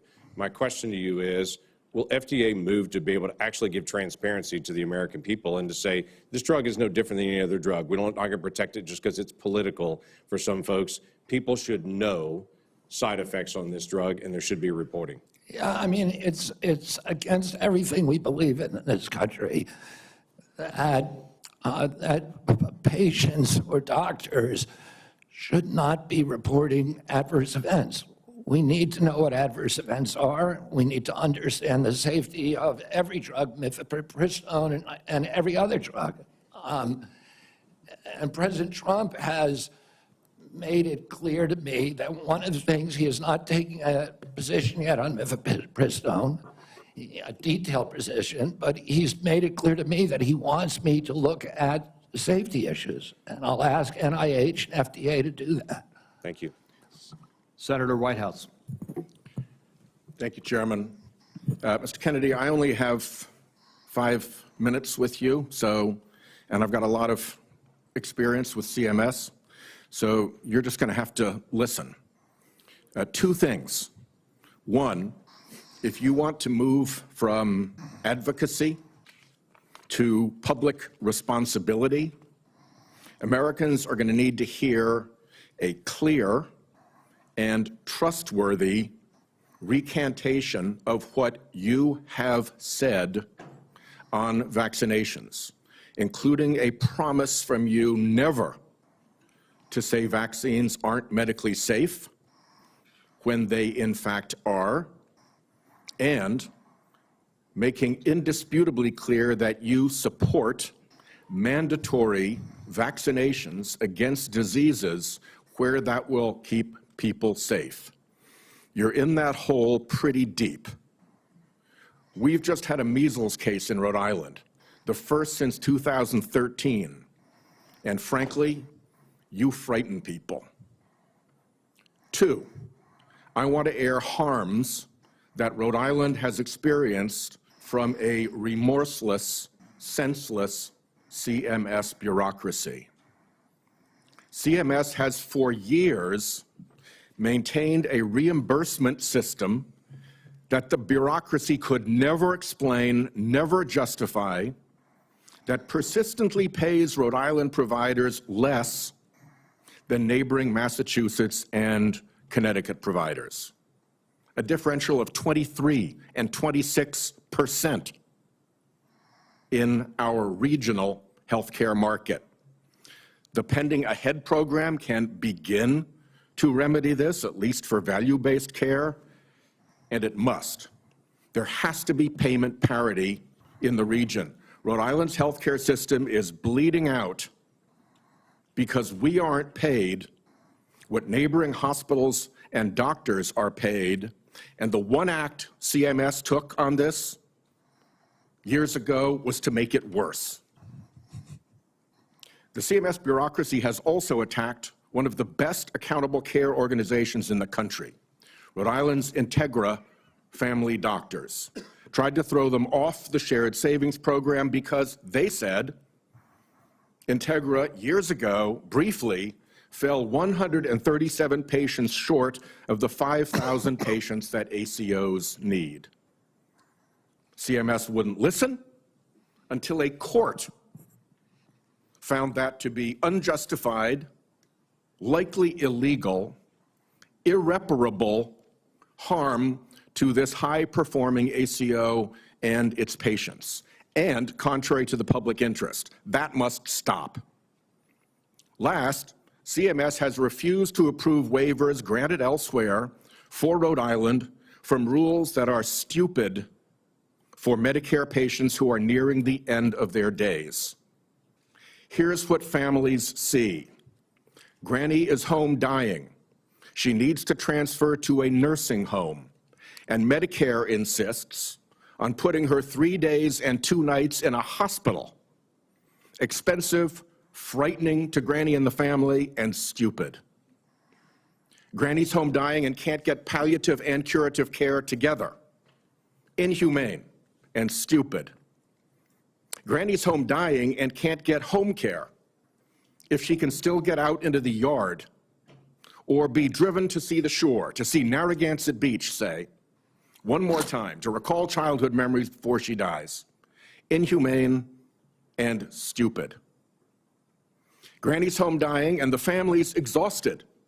And the respite care benefit is not to send a nurse or a caregiver, but to stuff Granny in an ambulance and haul her off to a hospital. Some respite. It's all expensive, frightening, inhumane, and stupid. But the insensate CMS bureaucracy takes a court order to be awakened to the harm they cause. I have had enough. CMS should let Rhode Island try humane end-of-life care through CMMI. Let's see if it works at a state. I bet it will save money, serve families better at a very, very delicate time, and perhaps even make a model for better health care everywhere. I've said a lot. My time is out. You're welcome to respond in writing. I ask unanimous consent that the order declaring CMS's actions to constitute irreparable and illegal harm be put into the record. Without objection. Let me just respond very briefly. Senator Whitehouse, I'm an implacable enemy of tyrannical, insensate bureaucracies and stupid rules, and I will work with you to make CMS responsive to the needs of Rhode Island and to remedy those disparities that you talk about. I am familiar with the Integra Health plan, and it is the template for what we ought to be doing is a value-based plan, and I look forward to you to making sure that we create pilot programs like this. Unfortunately, Mr. Chairman, reproduced around the country. Unfortunately, Mr. Chairman, one of the things I've learned in my tenure in the Senate is that a nominee saying that they're willing to work with me amounts to exactly zero. We need to get this fixed. Thank you. Well, I guess at that point, then, we will move on to Senator Daines. Mr. Chairman, thank you. Mr. Kennedy, I'm glad to see you here this morning. I listened to your opening remarks, and you mentioned that you want to make HHS the gold standard of science. I have found my engagements with you, both behind closed doors in my office, as well as listening to you publicly, to be very thoughtful and science-based. I applaud that. I thank you for that. And I realize this will likely be a very partisan vote on this committee and on the Senate floor. But let the record state there are 3 medical doctors on this side of the dais. I'm a chemical engineer. We believe in science. I'm thankful that you do too, and you made that comment in your opening remarks. I want to talk about agriculture for a moment. We talked about our common love for Montana. You've been to Montana many times. It's a wonderful state. A lot of folks have discovered it. They watch the show Yellowstone, and people are coming and moving into our state, but it's an amazing place. But as you know, agriculture is our top economic driver in Montana. We produce some of the highest quality crops, the best livestock in the country and the world. Our farmers and our ranchers are truly some of the most effective environmental stewards in ensuring we have a safe food supply chain in the world. I share your view that protecting the integrity and safety of our food supply is of utmost importance. I appreciate the research happening in places like Montana State University to help farmers produce resilient, healthy, and safe crops, as well as their agricultural practices. You mentioned you were a 4-H kid growing up. I think our 4-H kids and our FFA kids are some of the best kids in America. My question for you, Mr. Kennedy, is if confirmed, as I'm listening to my farmers and ranchers talk about the future, will you commit to working collaboratively with partners at USDA, at the relevant federal agencies, as well as our Montana farmers and ranchers before implementing any policy that might affect or impact food supply? Absolutely will make that commitment. I have, as I shared with you, a personal commitment and a long career working with farmers. I want to make sure I understand the very, very narrow margins, the slim margins that American farmers and ranchers are dealing with. And I don't want, under my watch, a single farmer to have to leave his farm for economic reasons or for regulatory or bureaucratic reasons while I serve, if I'm privileged to serve, to be confirmed as HHS Secretary. Even more important, President Trump has a very, very strong commitment to farmers. President Trump is probably, historically, in modern history, the best farm president in our history. Farm income spiked for the first time in decades under his last administration. He got solid support from farmers across the country. Farm country is Trump country. Farmers across the country supported him during this election. He has specifically instructed me that he wants farmers involved in every policy, and that he wants me to work with Brooke Rollins at USDA to make sure that we preserve American farmers, that all of our policies support them. Mr. Kennedy, thank you. And if confirmed, I look forward to having you and Brooke Rollins out to Montana to spend some time with You our have farmers. my commitment to come there anytime, particularly during ski season or hunting season. Deal. I want to shift gears for a moment. As we discussed in the meeting we had in my office, mifepristone was approved in 2000. The FDA has been under scrutiny and brought to court for failure to properly assess this drug, as well as subsequent deregulations Senator Langford described that have occurred over the past 25 years. Some of these deregulations included ending the requirement that these drugs be prescribed by a doctor, ending reporting requirements for adverse events, and allowing these pills to be obtained through the mail. In fact, the FDA's own prescribing label mentioned that 3 to 5% of women taking this drug end up in the emergency room. My question is, if confirmed as Secretary of HHS, will you commit to working with the FDA Commissioner to review these deregulatory actions that are threatening the safety of women? I Sorry, Senator.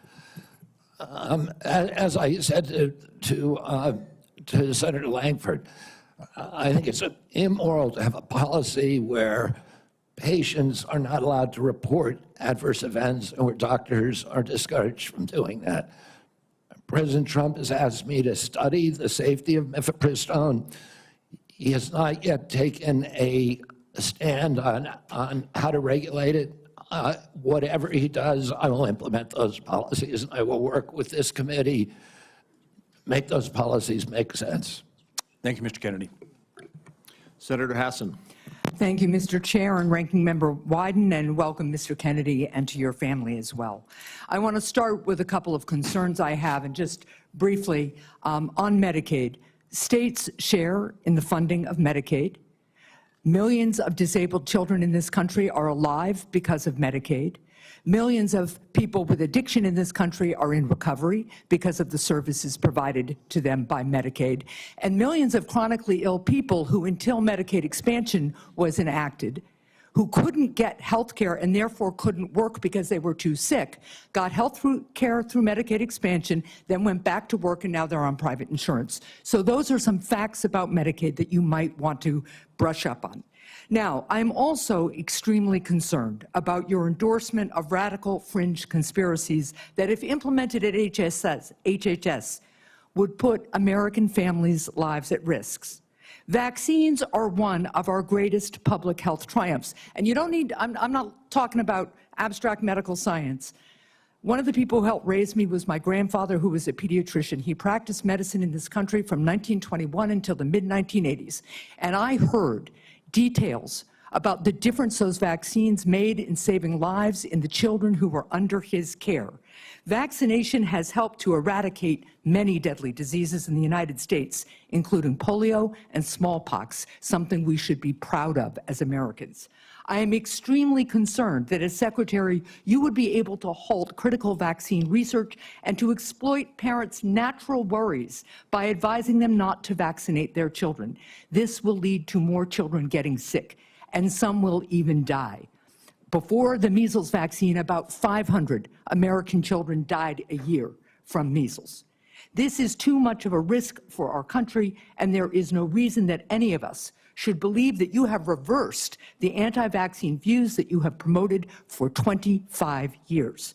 For example, you have previously falsely suggested that the polio vaccine killed many, many, many, many more people than polio ever did by causing fatal cancers, while rigorous safety studies show that to be completely false. Now, let's go to something we agree upon. I am really heartened to see that one area where we agree on is on women's reproductive freedom. In your own words, it's not the government's place to tell people what to do with their bodies. You said that, correct? Yep. Mr. Kennedy, in 2023, you came to New Hampshire and said, quote, "I'm pro-choice. I don't think the government has any business telling people what they can or cannot do with their body." So you said that, right? Yes. Yep. But you also said we need to trust the women to make that choice because I don't trust government to make any choices. You said that too, right? Yes.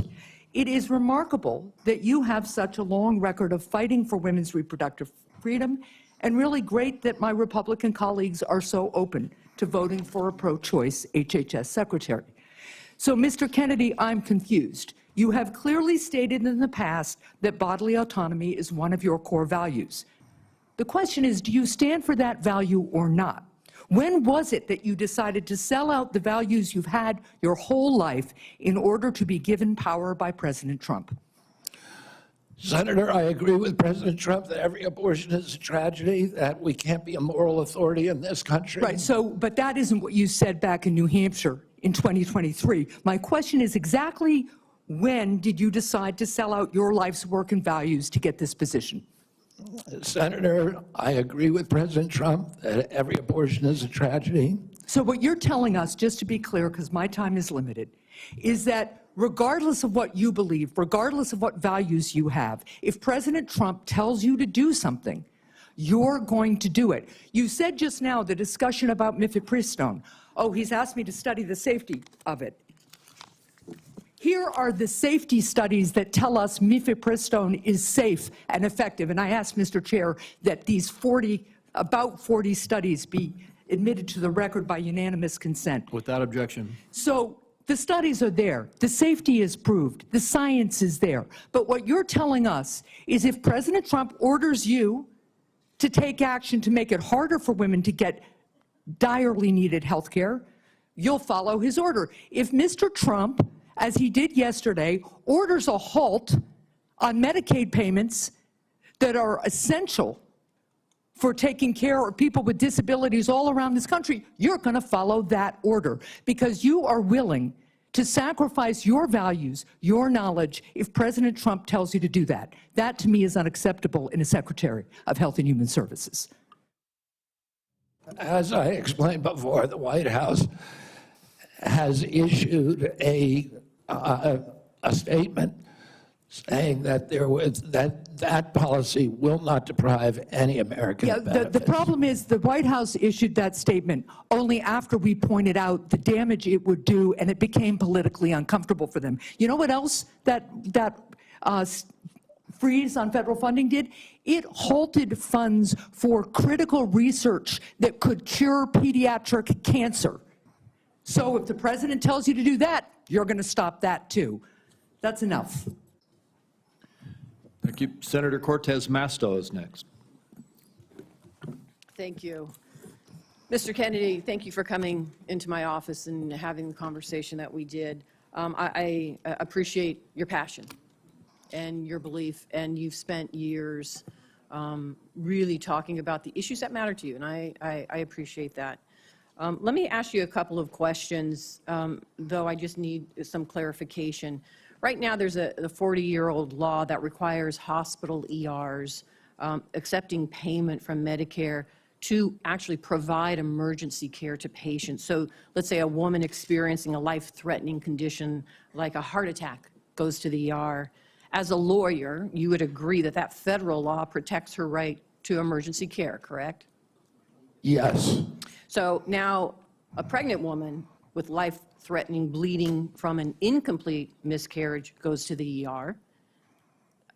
Let me rephrase that so you can hear. A pregnant woman with a life-threatening bleeding from an incomplete miscarriage goes to the ER, and her doctor also determines that she needs an emergency abortion. But she's in a state where abortion is banned. You would agree also as an attorney that federal law protects her right to that emergency care, correct? I don't know. I mean, the answer to that is I don't know if the state Does it, bans well, let it. me ask you this as an attorney. Doesn't federal law preempt state law? The federal Constitution does. Sometimes not every federal law preempts state laws. It could be unconstitutional. Now, I'm Well, I not would trying to tell be you in this evasive, case, let me ask you Senator. I'm this. just telling you I don't know the I answer appreciate to that. question. But what authority do you have over this as the director of HHS? What authority do I have? Yeah, to enforce the law, In what regards? to make sure that a hospital that receives payment from Medicare is ensuring that they're providing the necessary emergency care to patients when they present. It's actually the EMTALA law. So what authority as HHS director do you have with respect to EMTALA? My understanding is that I have budgetary power and that it's pretty much limited to that. But if you tell me I have another authority, I don't even think that Well, let me tell you, we you have a do. law enforcement branch at HHS. Actually, you do, and that's CMS. CMS actually investigates complaints of EMTALA violations, as well as the Health and Human Services Inspector General, who, by the way, was just recently fired by Donald Trump. So you will be enforcing EMTALA laws, and it's important that you understand their impact and don't play politics with the patient presenting at the ER based on a position that this administration has taken. Let me ask you another question. When we met in my office, you said about lowering drug prices, that when Big Pharma price gouges, the American people suffer. I think we both agree on that. And I think you're sincere in your belief that you want to reduce prices for Americans, correct? Yes. Yeah. The Inflation Reduction Act empowered Medicare to negotiate prescription drug prices. It penalizes drug companies for price hikes above inflation, and it caps seniors' out-of-pocket drug costs, along with reducing insulin prices to $35 per month. But your future boss, Donald Trump, on his first day in office, revoked President Biden's executive order that actually directed the health secretary to examine ways to reduce drug prices and improve access to innovative therapies for the American people. And unfortunately, Republicans in Congress want to repeal the Inflation Reduction Act, which means reversing all of those things that we worked on to lower prices for Americans. So my question to you is, what do you do? Why are you there? Are you there to be a rubber stamp to this administration and cave into all of these positions that they're taking, even though you know they're in disagreement with your positions on lowering drug prices and that they could harm Americans? How do you handle that as HHS director? Senator, my understanding is that the White House issued an executive order, I believe today, supporting the drug negotiations under the IRA. President Trump was very aggressive during his first term about negotiating drug prices. He has instructed me, and I've met with him repeatedly on as that we need lower prices than seniors in this country, and so let me ask others you, are. Let me ask you this, because I only have so much time. So we've already negotiated lowering prices for 10 drugs with Big Pharma. And Big Pharma, by the way, opposes this. They have not only are asking for a pause, they have filed lawsuits, but we've already negotiated the first 10 drugs. And we want to expand it to the next 10 to 15 that the Biden administration has put forward. Would you agree and continue that path of really mandating that Big Pharma come to the table and negotiate drug prices for Medicare so we can lower those prices for Americans? My understanding is that the executive order that was issued today, which I haven't seen, but I've read a summary. Well, let me ask you this then, because you keep citing the Trump administration and you're just going to follow what they say. Is that what you're doing? You're just a rubber stamp for them in this position? So anybody, so it doesn't matter that you're before us. It could be anybody coming before us as long as they're a rubber stamp for this administration and disregarding your beliefs and what you think. I guess my question to you is, if it really is fundamental to what you believe, how do you live with that? How do you address those issues as you're moving forward, knowing that it's going to harm Americans? Yeah. You want me to answer the question? No, I'm asking you. Okay. President Trump has asked me to end the chronic disease epidemic and make America healthy again.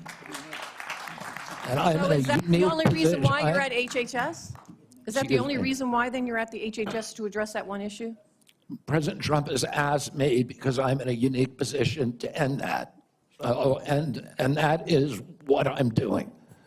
And if we don't solve that problem, Senator, all of the other disputes we have about who's paying, and whether it's insurance companies, whether it's providers, whether it's HMOs, whether it's patients or families, all of those are moving deck chairs around on the Titanic. Our ship is sinking. Our 60% increase in Medicaid over the past 4 years is the biggest budget line now, and it's growing faster than any other. And no other nation in the world has what we have here. No other nation has a chronic disease. We have the highest chronic disease burden of any country in the world. We had, during COVID, we had 16% of the COVID deaths in a country. We only have 4.2% of the world's population. We had a higher death count than any country in the world. And when CDC was asked why, they said it's because Americans are the sickest people on earth. The average person who died from COVID, American, had 3.8 chronic diseases. This is an existential threat economically, to our military, to our health, to our sense of well-being. And it is a priority for President Trump. And that's why he asked me to run the agency. And if I'm privileged to be confirmed, that's exactly what I'll do. Senator Barrasso.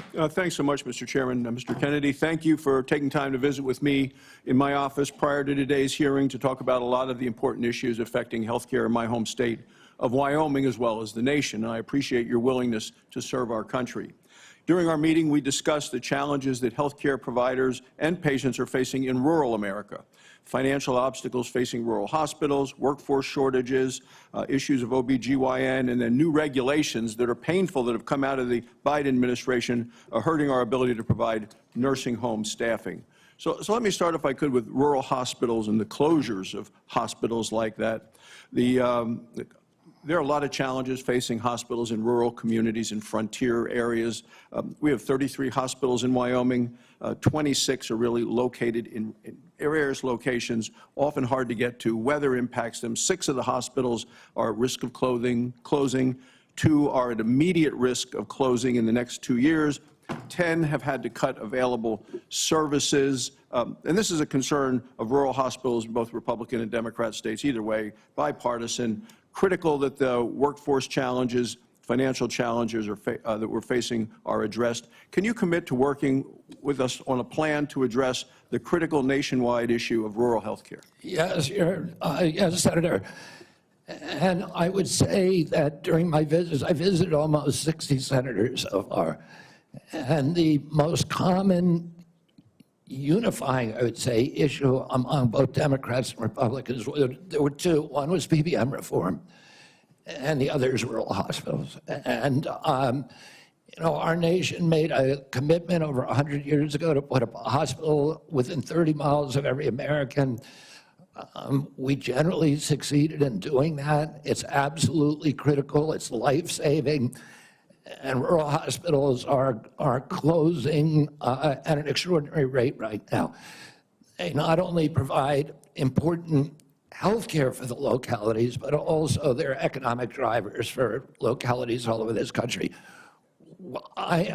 President Trump is determined to end the hemorrhage of rural hospitals, and he's asked me to do that through use of AI, through telemedicine, which these are innovations that I saw the other day. A Cleveland clinic has developed an AI nurse that you cannot distinguish from a human being, that has diagnostics as good as any doctor. And we can provide concierge care to every American in this country, even those the remote parts of Wyoming, Montana, Alaska, et cetera. We also have opportunities at HRSA and at the GME to finally live up to GME's mission of providing personnel to rural hospitals. And I intend to use all of my power, because I've seen the priority that is given by both Democrats and Republicans on this committee.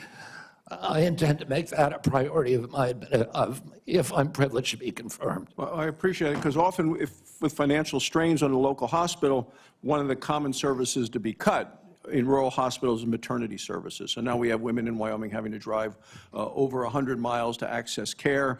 13 counties in Wyoming don't have access to OB, and we're talking counties larger than the states of Vermont, New Hampshire, Rhode Island, Connecticut, New Jersey, Delaware, counties larger than those whole states. So will you commit to working with my office to find solutions to help address these specific maternal health challenges in rural America? Yes, Senator, I look forward to it. Another issue we specifically spoke about with this harmful Biden administration rule that have really been bad for our rural nursing homes. And it's a rule that would triple the registered nurse requirements in nursing homes. This is going to lead, there just aren't enough registered nurses in our state to be able to comply with this. This would lead to nursing home closures across our state. Will you commit to working with me to fix this serious problem that it was a result of a rule that came out by the Biden administration, who clearly doesn't understand rural America?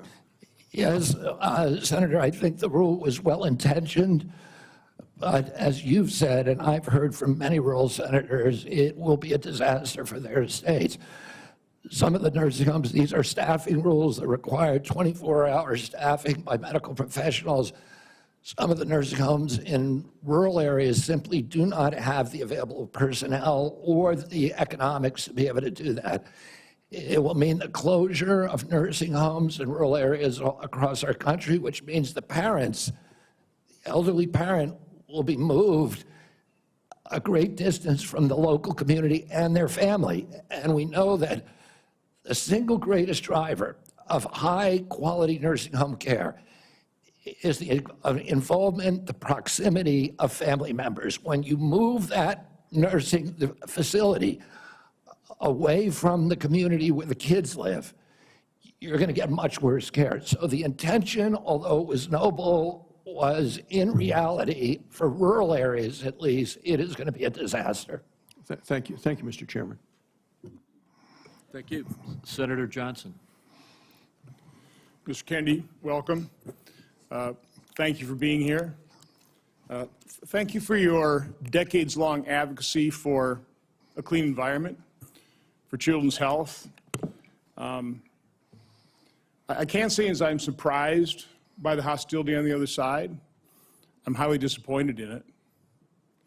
I don't know if you remember when you called me up and you were contemplating setting your political differences aside, joining forces with President Trump on an area of agreement, addressing chronic illness, trying to find the root cause of all these problems facing this nation.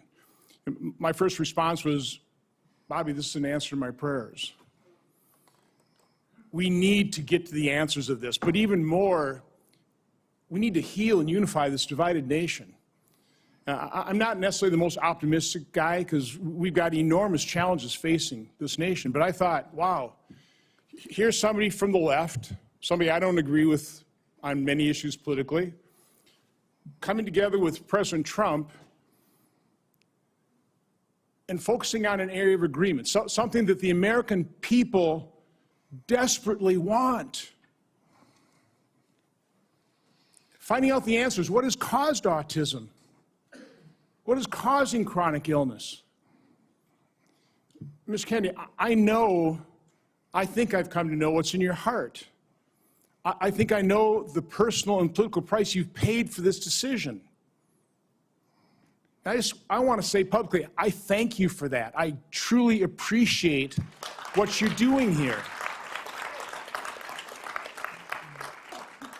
Can't we come together as a nation and do this? Can we do? Aren't you getting tired of this? I'm getting tired of this. So again, Mr. Kennedy, I need to enter in the record.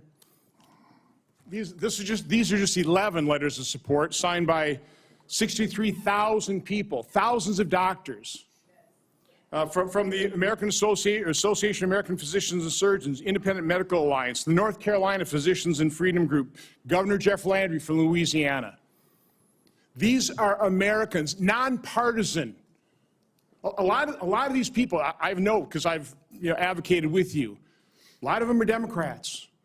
They put their political differences aside. So, Mr. Chairman, I'd like to enter this in the record. Without objection. I also do want to, Mr. Kennedy, as long as I have you here, I've written over 70 oversight letters to the federal health agencies under the Biden administration. I've virtually gotten squat out of them, okay? What I get is we get, for example, 50 pages of Anthony Fauci's emails redacted. Oh, by the way, the latest one was 17 pages. Instead of issuing a health alert on the myocarditis they knew was impacting young men early in 2021, instead of issuing an alert on the Health Alert Network, they developed 17 pages of talking points. This was given to the public under a FOIA request. They had to go to court. They've got a new way of redacting. They don't black things out. They just give you white pages, so you don't even know what they have redacted. So again, I've issued a subpoena now to cover the information I've requested in 70 oversight letters. My question to you is, as Secretary of HHS, will you honor these requests from Congress, and will you make HHS transparent? Yeah, my approach to HHS, as I said before, Senator, is radical transparency. Democrats and Republicans ought to be able to come in and get information that was generated at taxpayer expense, that is owned by the American taxpayer, They shouldn't get redacted documents. Public health agencies should be transparent. And if we want Americans to restore trust in the public health agencies, we need transparency. I want to say something about what you first said. When I launched my campaign, it was about uniting Americans, Democrats and Republicans. There's no issue that should unite us more than this chronic health epidemic. There's no such thing as Republican children or Democratic children. These are our kids. 66% of them are damaged. I know what a healthy kid looks like because I had so many of them in my family. I didn't know anybody with a food allergy growing up, peanut allergy. Why do 5 of my kids have allergies?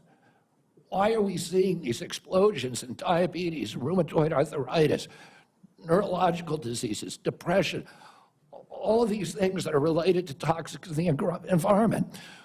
Why can't we just agree with each other to put differences about so many issues, intractable issues aside, and say, we're going to end this? I don't think anybody is going to be able to do this like I have because of my peculiar experience, because I've litigated against these agencies. When you litigate against them, you get a PhD in corporate capture and how to unravel it.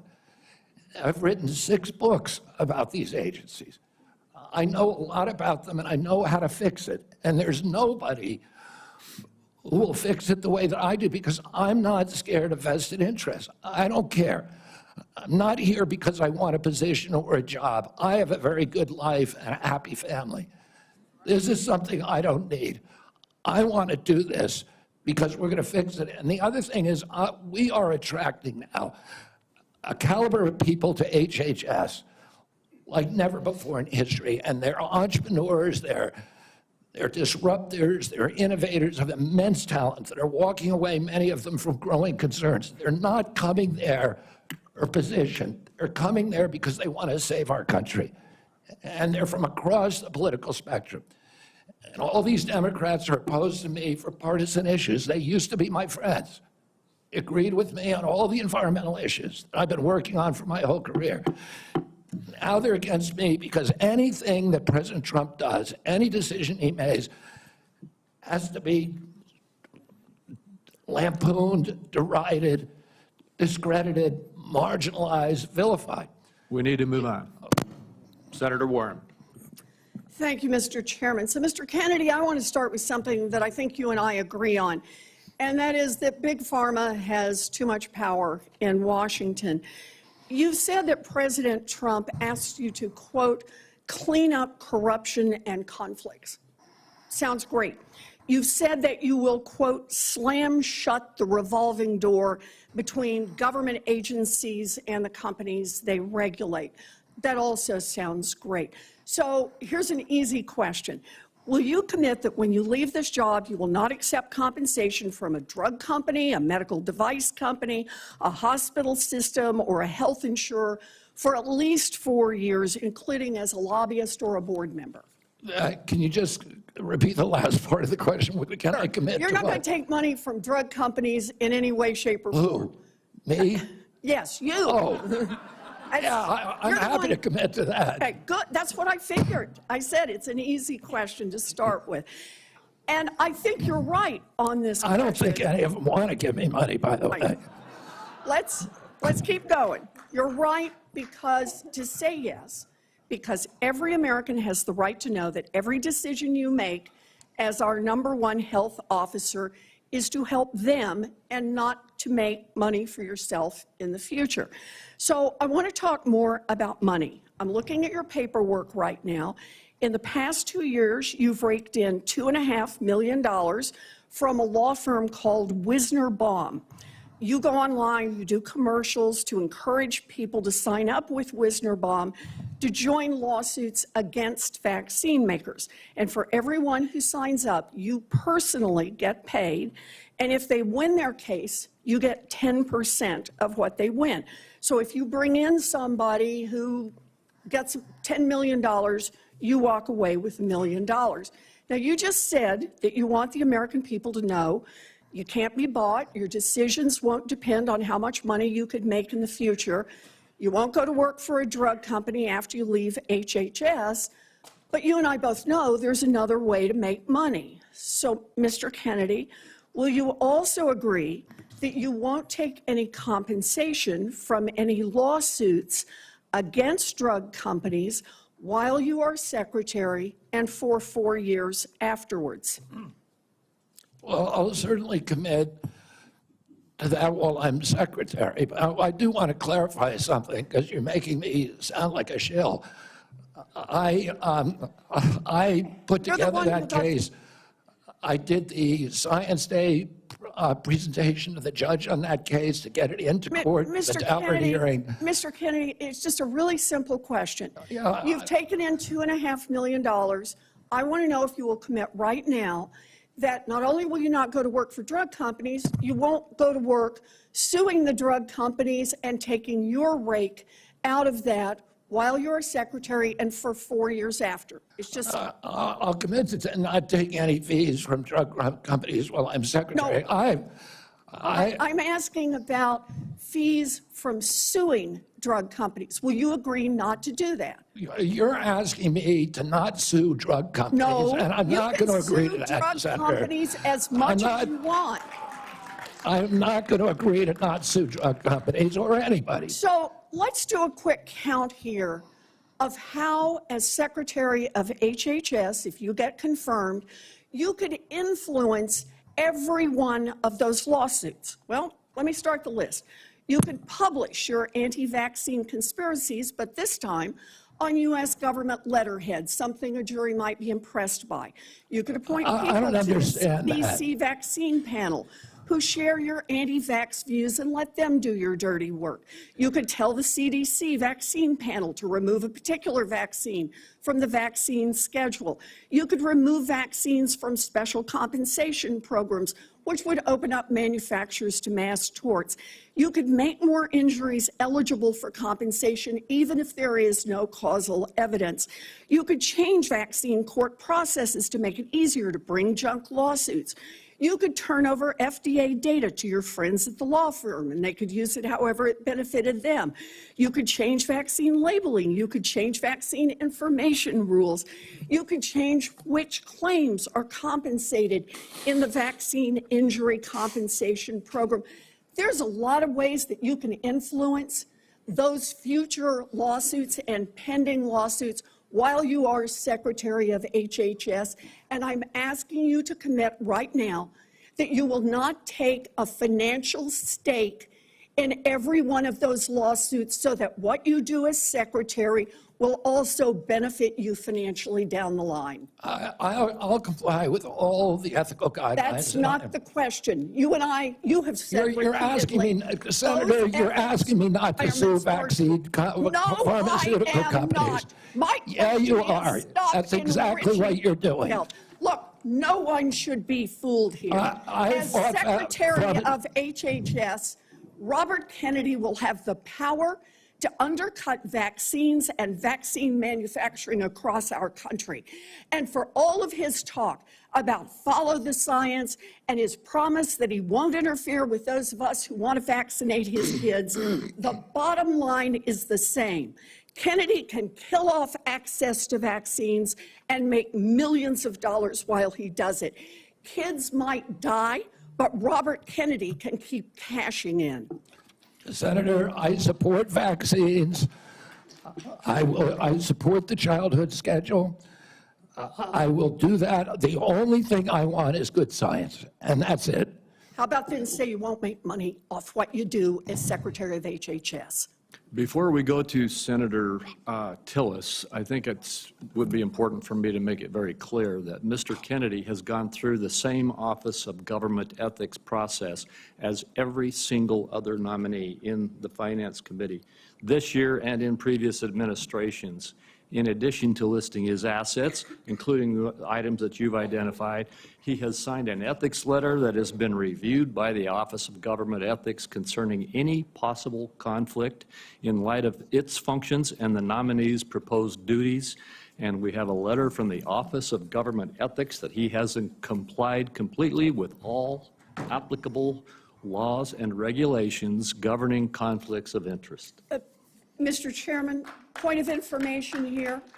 Have we had a single nominee come through who's made $2.5 million off suing one of the entities that it would be regulating and plans to keep getting a take of every lawsuit in the future? Have we had that before? I haven't reviewed the past documentation of every other nominee's financial interests, and so no. But I know that every single time we get a nominee, their financial interests are attacked. That's why we have the Office of Government Ethics. That's why they've reviewed everything that's in his record, and that's why he has even, I think, and I don't know that I want to ask him to get into it, but he has listed his assets and has gone through a discussion of the responsibilities under our ethics laws and is complied with all of those requirements. Senator Tillis. Thank you, Mr. Chairman. Mr. Kennedy, how's your morning going? So far, so good. Good. You came prepared. I'm glad that you did. You, I believe, addressed to my satisfaction a question about Title X and the President's priority with respect to Planned Parenthood. Can you just affirm that you are 100% behind the President's policy on Title X and the implementation? I'm 100% behind it, Senator. Thank you.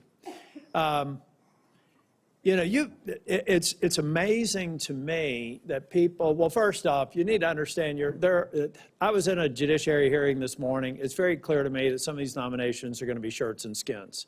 So no matter what you answer in the affirmative, they're going to ask you one more question so that you won't be able to answer in the affirmative. That's just the way the game gets played when we have nominees like yourself. So I think you're handling yourself well. I got a real quick question for you. Are you a conspiracy theorist? That is a pejorative, Senator, that's applied to me, mainly to keep me from asking difficult questions of powerful interests. I was told that I was a conspiracy theorist.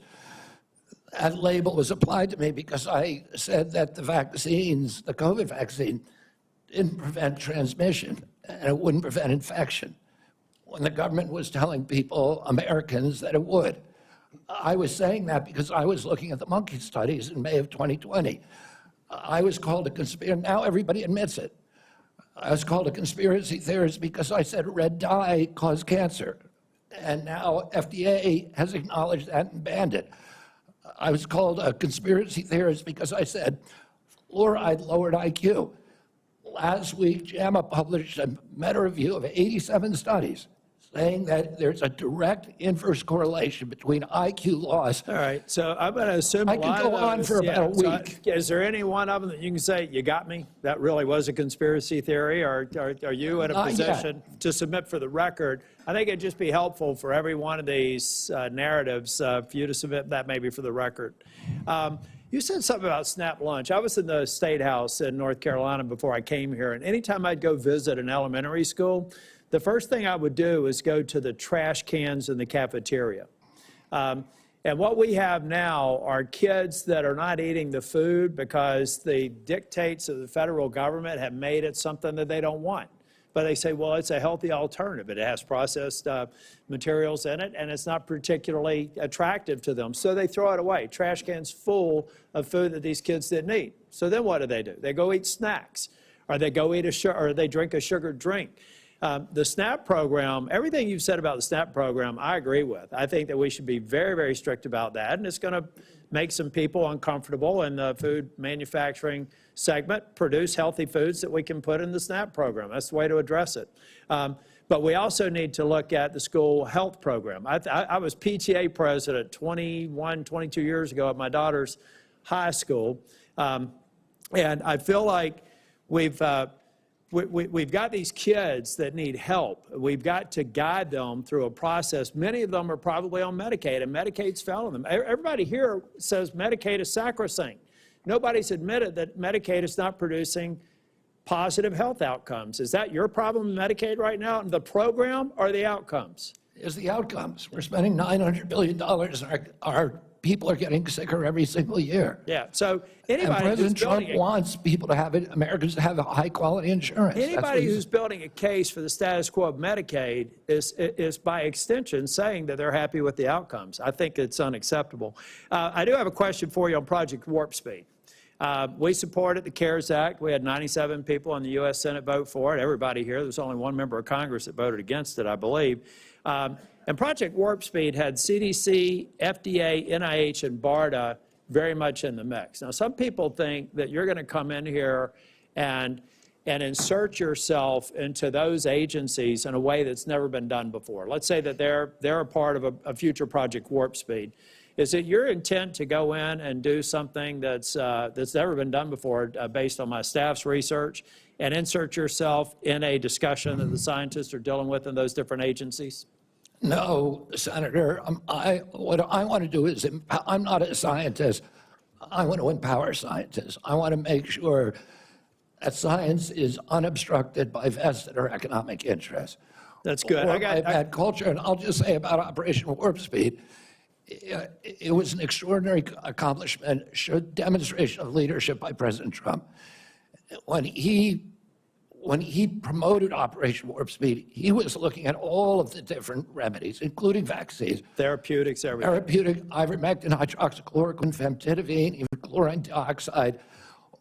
And he was not looking at shutting down our country for the year, forcing people to wear masks for a year, forcing all social distancing that did not have any scientific basis, which Dr. Fauci has now acknowledged. He said, we took it out of thin air. But all of those changed during the Biden administration. And it became very narrowly focused. We ended up with the worst, the highest death count of any country in the world. Mr. Chair, if I can just ask one final question, and I think it's a one-word answer. I've heard a lot of people complaining about health care delivery, Medicaid. On the other side of the dais here, who's been responsible for health care policies over the last 4 years? The Biden administration. I mean, the president, the Biden, okay.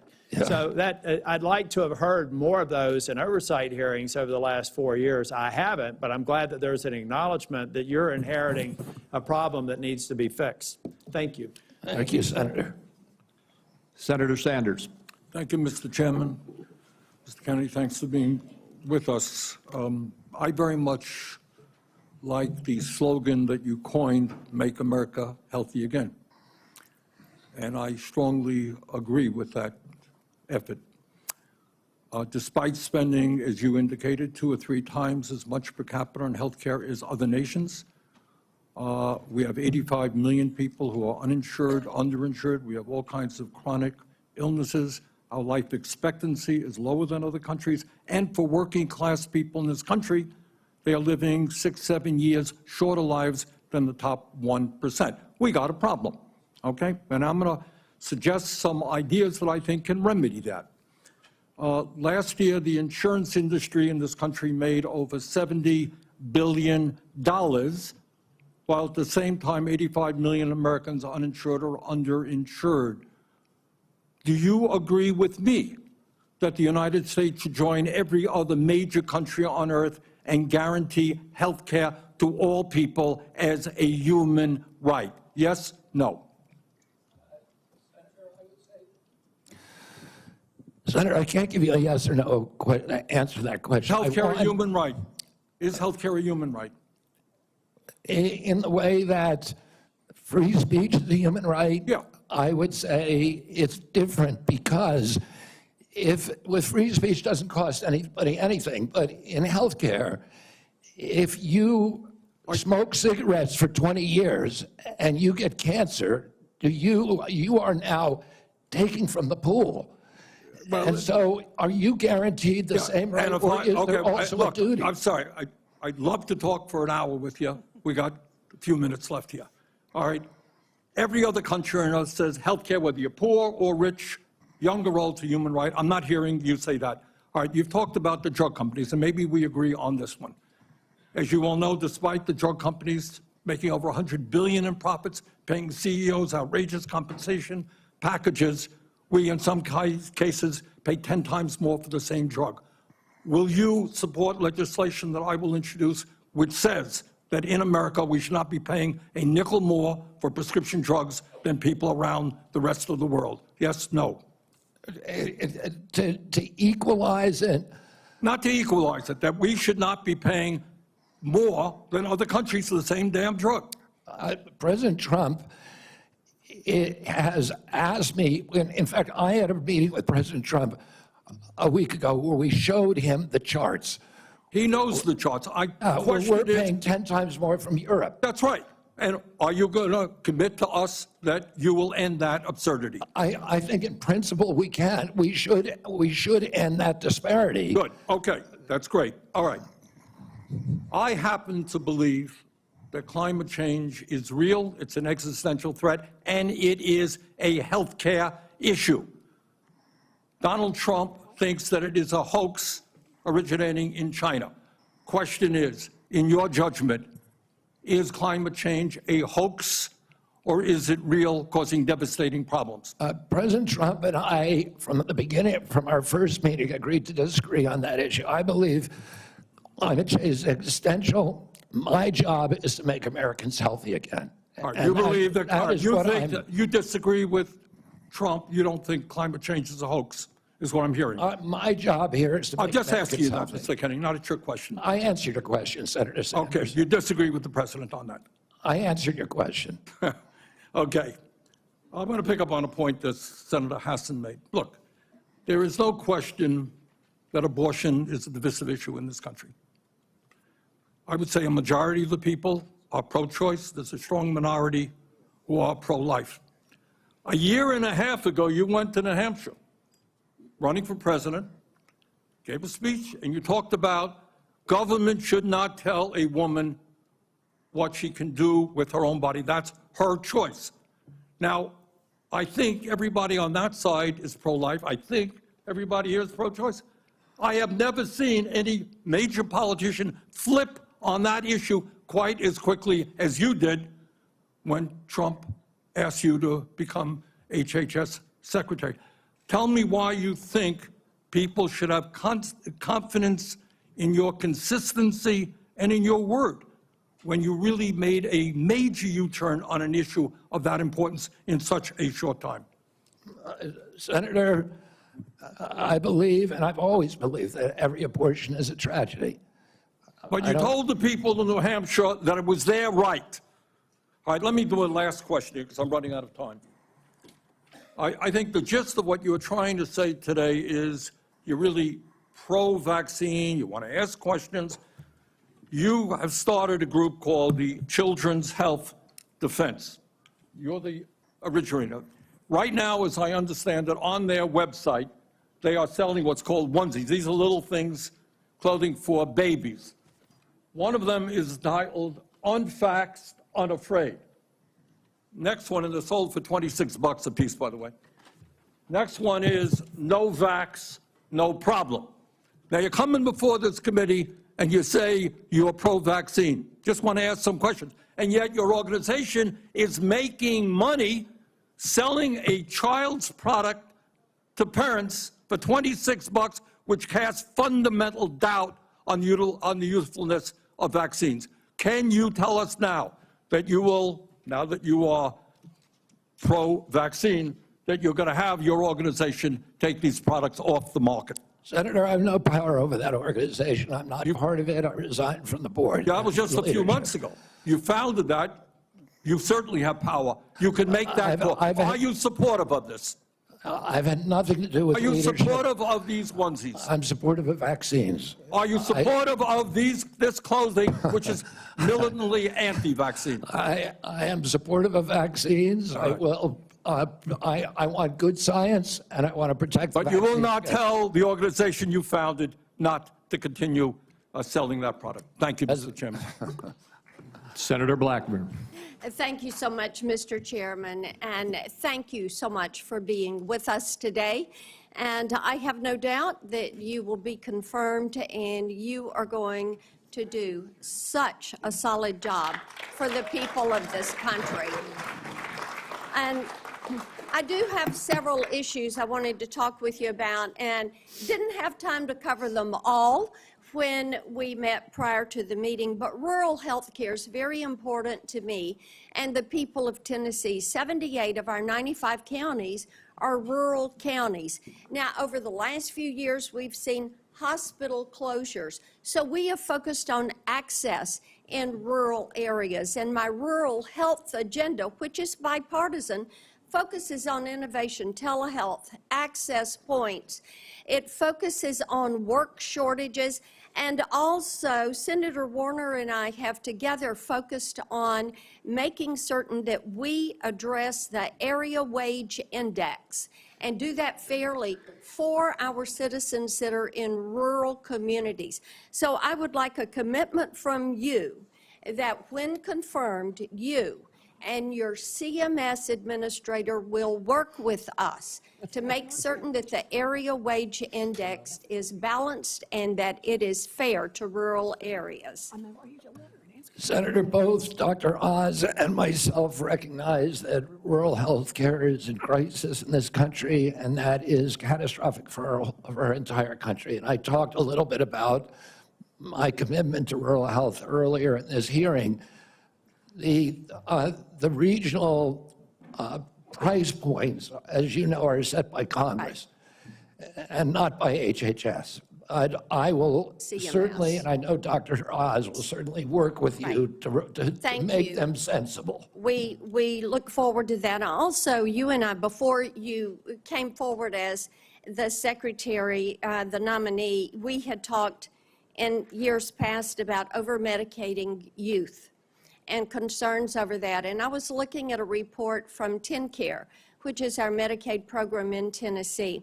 And I was concerned when I saw a number that TennCare had spent $90 million in 2024 alone on ADHD. This was 417,000 of our children. And $90 million. To me, that is heartbreaking, what is happening there. So how will you prioritize oversight of prescribing practices while promoting alternative solutions such as counseling, behavioral therapies, community-based interventions for our youth? Exactly, and that's the solution. 15% of American youth are now on Adderall or some other ADHD medication. Even higher percentages are on SSRIs and benzos. We are not just over-medicating our children, we're over-medicating our entire population. Half the pharmaceutical drugs on earth are now sold here. 70% of the profits from pharmaceutical companies are from the United States, even though we only have 4.2% of the world's population. Not only that, but a recent study by Cochrane Collaboration founder Peter Ghosh found that pharmaceutical drugs are the third largest cause of death in our country after heart attacks and cancers. Oh, they're not making us healthier. We need community health initiatives. We need access to treatment. We need exercise. We need better food. Okay, let me talk to you about one of those access points in treatment. And this highlights a problem we have in the federal Medicaid law. Since Medicaid's enactment, states have been prohibited from using Medicaid funds for care provided by institutions for mental disease. We refer to them as IMDs. These are psychiatric hospitals, residential treatment facilities with more than 16 beds. This is a discriminatory exclusion, and it denies payment for medically necessary care based on the illness that is being treated, and it has perpetuated unequal coverage in mental health care. So if you're confirmed, when you're confirmed, will you commit to working with me on repealing this discriminatory exclusion and ensuring equal access to mental health care for Medicaid beneficiaries? Yes, Senator. Thank you so much. I've got a question on PBM reform, one on artificial intelligence in healthcare. In the interest of time, I will yield back. I look forward to seeing you help make us healthy again. Thank you, Senator.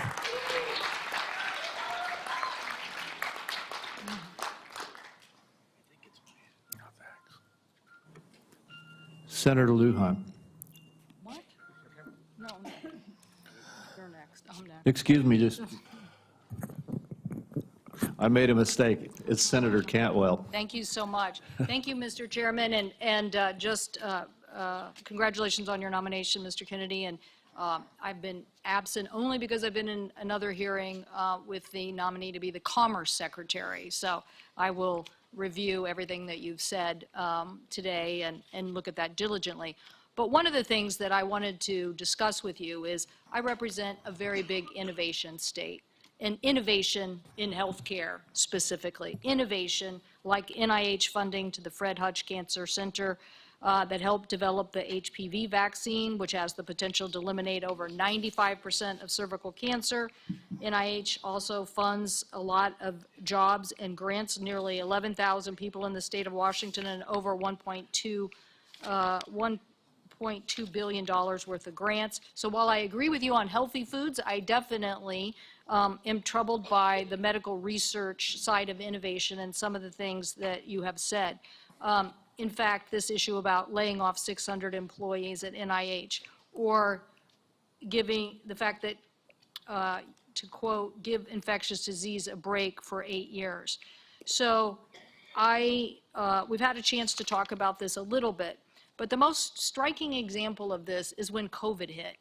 And we were the first in the nation. We had the first case, and it really was the fast response by the University of Washington that really helped save lives. So I just want to know that, are you aware of how harmful these issues could be for public health?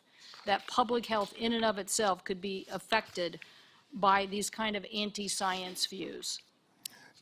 Senator, I have always been a science person, a pro-science person. I believe in evidence-based medicine, in gold standard science.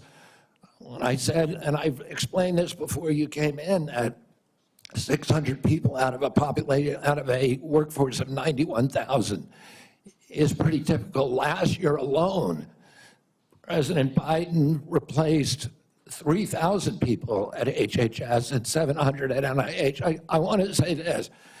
I said give infectious disease a break because that's been the principal preoccupation. Infectious disease, chronic disease is 92%, accounts for 92% of deaths in this country, and almost nothing is studied at NIH about the etiology of our chronic disease epidemic. But right now, the money is going to infectious disease. But I get your point. It's an interesting point. The problem is we had to respond, and it's actually the Gates Foundation and a flu cohort that figured out what was wrong, and that we had an outbreak of COVID that was going beyond the very first case. And so we had to build a very fast response. So I take this too. The University of Washington has conducted groundbreaking stem cell research on fetal tissue. To me, I know there's probably a lot of people that may not agree with this, but we're making regenerative heart tissue now at the University of Washington. So yes or no, do you commit to protecting stem cell research for scientific agencies if confirmed? I will protect stem cell research. Stem cell research today can be done on umbilical cords, and you don't need fetal tissue. You'll protect the laws that are on the books today and the research that's done. My job is, Senator, to enforce the laws. Okay, so I want to move to PBMs because PBMs are driving up drug prices. And one of the biggest things that we need to do here, I think, in a new administration is get a handle on everything that is driving up prices and lower them. The report found that PBMs generated $1.4 billion from spread pricing.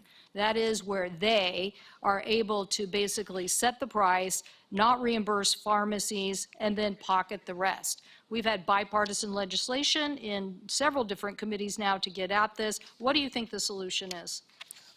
I think one of the really notable achievements of this panel was the PBM legislation that they put together in a bipartisan way. I haven't met a single senator, well, actually one only, but of the 60-odd senators that I talked to, all of them talked about PBMs and how important it was. And President Trump during his first administration, pushed through a law or pushed a law to give transparency to PBMs. It got overruled during the Biden administration. Luckily, this panel is resuscitating that. President Trump is absolutely committed to fixing the PBMs. My time is running out, so I just want to clarify.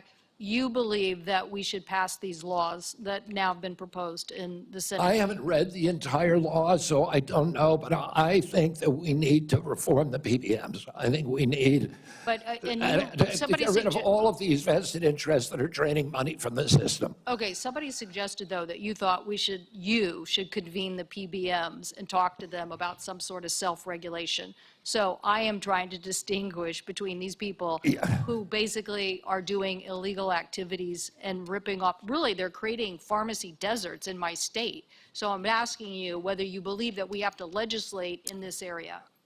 Again, I'm not being evasive. I just don't know exactly what the law says.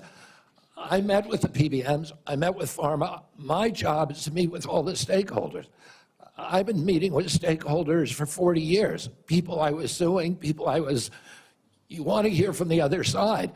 Well, That doesn't mean I would let the PBMs write their own ticket. I think I support the efforts of this committee to come up with bipartisan legislation. President Trump wants to get the excess profits away from the PBMs and send it back to primary care, to patients in this country, and high-quality health care. I'll ask you for the record, since my time's expired, to look at the legislation that came out of the Commerce Committee that defines the legal activities that they are doing to drive up prices, and get us an answer for the record. Thank you, Mr. Chairman. In principle, I support that legislation. Thank you, and let me just tell you the list as we have to move forward to the ending here. Senator Lujan will be next, followed by Senator Marshall, Senator Warnock, Senator Smith, Senator Young, and Senator Welch. And let me say again, Mr. Chairman, this is a matter of such importance. A number of my colleagues would like a second round, and I think it would be important to offer, say, a modest amount of additional time to get into this on both sides. I know I have some questions, but I want my colleagues to have the opportunity to raise their concerns as well. Well, I've said, as I have indicated to you, Senator Wyden, I'm not going to do a second round. I have been very generous with the senators. I think almost every single senator has had 7 minutes at least. And I will give you a second, as is our practice between the two of us. I'll then divide my time up with my colleagues. Okay, you are welcome to do that. Thank you. Senator Lujan. Thank you, Mr. Chairman. Mr. Kennedy, when we met, you stated to me that it is not your goal to take away programs that work for Americans. Do you stand by that statement? Yes, Senator. Mr. Kennedy, do you know how many Americans rely on Medicaid? It's about 72 million plus the 7 million kids who are on chips. Appreciate that, 72 million. Yes or no, is it important that expectant mothers and newborns have access to health coverage? Is it important that expectant mothers and newborns have access to health coverage? Absolutely, Senator. Mr. Kennedy, do you know how many babies born in this country are covered through Medicaid? I would guess, I don't know the answer, I would guess about 30 million. I have it, Mr. Kennedy. About 41% or 1.4 million babies, births are financed by Medicaid, according to the National Center for Health Statistics. Yes or no, do you believe that Medicaid is a critical program? I believe that Medicaid is a critical program, but that it's not working as well as it ought to be. And President Trump has asked me to make it work better, that most Americans are not happy with it. The premiums are too high, the deductibles are too high, and everybody's getting sicker. Too much money is going to the insurance industry. I have a series of yes or no questions. They're pretty simple. because you heard we're not going to get a second round of questions, I ask for your indulgence to be able to get through them, yes or no. In New Mexico, as you know, Medicaid is often measured state by state. It might surprise you if you look at some of those surveys. In New Mexico, the response was 90% of New Mexicans on Medicaid report satisfaction getting care, 80% getting specialist care, 85% getting urgent care, 95% ease of filings out of focus. Not to pick on any one of my colleagues, but in Louisiana, 86% of people on Medicaid are satisfied with their interactions. 83% are satisfied getting care. 85% are satisfied getting specialized care. 82% getting urgent care. I can go on state by state, but we don't have the time today. Yes or no, do you support cutting Medicaid or reducing, and especially in an area where you and I spoke about with the federal investment in Medicaid, which is known as FMAP? President Trump has not told me to, that he wants to cut Medicaid. He's told me to make it better. Do you support cutting, yes or no? Let me ask you this way, since it's only about President Trump. I support making it better, Senator. If President Trump asked you to cut Medicaid, will you do it? Oh, it's not up to me to cut Medicaid. It would be up to Congress. And You don't want to I'm going answer? to work. I'm going to work. Mr. Kennedy, you don't want to answer? I'll move on. Do you know how many states will end? Mr. Chairman, if I may pause my time. So I understand that people are getting asked to leave if they stand up with signs, but there's a lot of other as well, Mr. Chairman. So it needs to be extended to everyone. As Mr. Kennedy said, we should respect each other when we have a difference of opinion. We're just trying to do our jobs here and trying to ask questions. That's all. And that's all I'm doing with Mr. Kennedy, folks. So I just hope that we can do Senator that. Lujan, you are right, and I ask the audience to please be respectful. Thank you, Mr. Chairman. I appreciate that very much. Mr. Kennedy, do you know how many states will end their Medicaid expansion if the federal share of Medicaid drops? Well, there's 40 states that have signed on to the expansion. So, It's a smaller number. So it's 9 states would quickly have to end their expansion because of the laws that they have. That's about 4 million folks across the country. And in New Mexico, Iowa, and Idaho, they have triggers that it would immediately have to go into effect if, in fact, that gets cut. The reason I'm asking those questions is there's been a lot of chatter and conversations around Medicaid. Now, I agree we can always do better, and we must be doing better in America. But Medicaid has been shown to improve health outcomes, including mortality, quality of life, and access to preventative care as well. And there's some areas, Mr. Kennedy, that you and I touched on specific to Native American communities. One of the concerns that I have are these programs matter to folks. You shared your passion about caring for folks. I believed that passion. My question in this area is, as you know, when folks are doing research and they're going to check to see if medicine works on someone, if they're not included in that trial, it often doesn't help them. That's what all the evidence shows.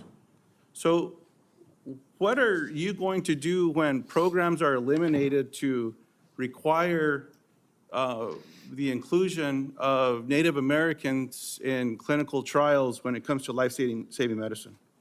I'm going to do everything I can to make sure that there's Native Americans in clinical trials.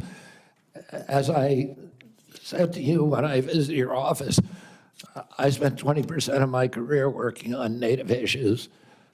My family's been deeply involved with them. My father and uncle were big critics of the Indian Health Service, a failure to deliver good health results or health care on the reservations. I'm going to bring a Native in for the first time in history into my central office, that all the major decisions in my office will be that he will have it. We've already interviewed a candidate, a very, very good candidate, will have direct impact on all the major offices. One of my priorities is to improve. I appreciate that. I have a follow-up in that space specifically. Will you commit to finalizing the congressionally mandated FDA guidance to increase clinical trial diversity? Just repeat that again. I'm sorry, Will Senator. you commit to finalizing the congressionally mandated FDA guidance to increasing clinical trial diversity? Yes. I appreciate that. Will you commit to reinstating all of the pages that were eliminated and people that were fired from this administration that have this responsibility? I cannot commit to that because I don't know who they are. Well, there's I'll some folks commit to out there doing the working work. with you to make Mr. sure Kennedy, those positions are adequately staffed. I will follow up in writing in those specific areas because I think there's some commonality here, but answers matter. And so I'd like to get those as timely as possible. The last thing, Mr. Chairman, that I'll say is one of the conversations I had last before this hearing was with a family that I've been working with to work with my Republican colleagues when it comes to autism and federal programs and making a difference in these families' lives and this little girl's life. What I'm asking now, Mr. Chairman, is unanimous consent to enter into the record an article from Autism Speaks titled, quote, "Do Vaccines Cause Autism?" End quote. And I'll note that the first sentence states, quote, "Vaccines do not cause autism," end quote. Thank you. I yield back. Without objection. And before we move on, we've had a request from several quarters for a quick restroom break. We will take a 5-minute recess. I'm sorry to those remaining 5 or 6 senators who must wait a few minutes, but we will have a quick break. We will be back as soon as we can.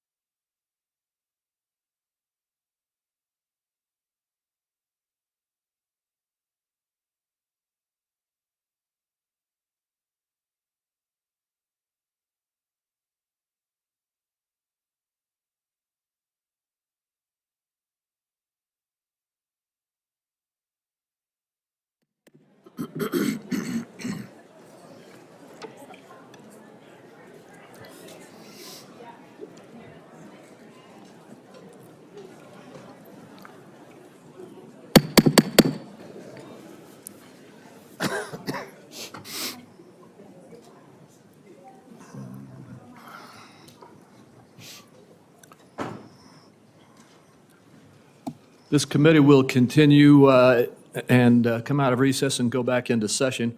Before we go to you, Senator Marshall, I'd like to just tell everybody the remaining list: Senator Marshall, Senator Warnock, Senator Smith, Senator Young, and Senator Welch. And then I did indicate earlier that I would give another 5 minutes to Senator Wyden. I understand he has distributed that 5 minutes to a few of the other senators. So we will have a few more quick questions, and then we will proceed. And I would like to thank the audience again. I know we had a couple of outbursts earlier, but I want to thank the audience for being respectful and encourage the audience to continue to be respectful as we conclude the hearing. With that, Senator Marshall. Thank you, Chairman. Obesity, diabetes, heart disease.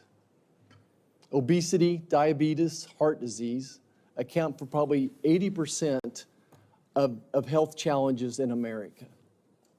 You know how many times I heard my friends across the aisle mention any three of those? I don't know if we've lost the forest for the trees here. Vaccine is a critical issue. I understand that. I don't see how Mr. Kennedy's position could be any more clear that he's going to support the vaccines, he's going to support the science and empowerment to parents and their doctors to make these choices. 60% of Americans have a chronic disease, that there's an epidemic of chronic diseases across the country. And this Make America Healthy Again movement is palpable to me. It started on the campaign trail in 2020 when moms I'd never met, that never involved in the political process, came up to me and said, look, I want to make these choices about my children with my doctor, not the federal government. That it's a very real thing. Moms, dads, grandparents across the country grab me and say, look, why do 20% of our children now, why are they on a prescription drug? So, Mr. Kennedy, what is your prescription to help make America healthy again? What's your vision? What does that look like to you? Thank you, Senator Marshall. We're having epidemics of all these chronic illnesses, autoimmune diseases, neurological diseases, allergic diseases, obesity. When my uncle was president, 3% of Americans were obese. Today, 74% of Americans are obese or overweight. No other country has anything like this. In Japan, the obesity rate is still 3%. And epidemics are not caused by genes. Genes may provide the vulnerability, but you need an environmental toxin. Something is poisoning the American people. And we know that the primary culprits are changing food supply, the switch to highly chemical intensive processed foods. We have 10,000 ingredients in our country, in our foods. The Europeans have only 400. If you buy McDonald's French fries in our country, there's 11 ingredients, my understanding. In Europe, there's only 3. If you buy Fruit Loops in our country, they're loaded with food dyes, with yellow dye, red dye, blue dye, and many other ingredients. The same company makes the same product with different ingredients for Canada and Europe. And at age, we don't have good science on all these things.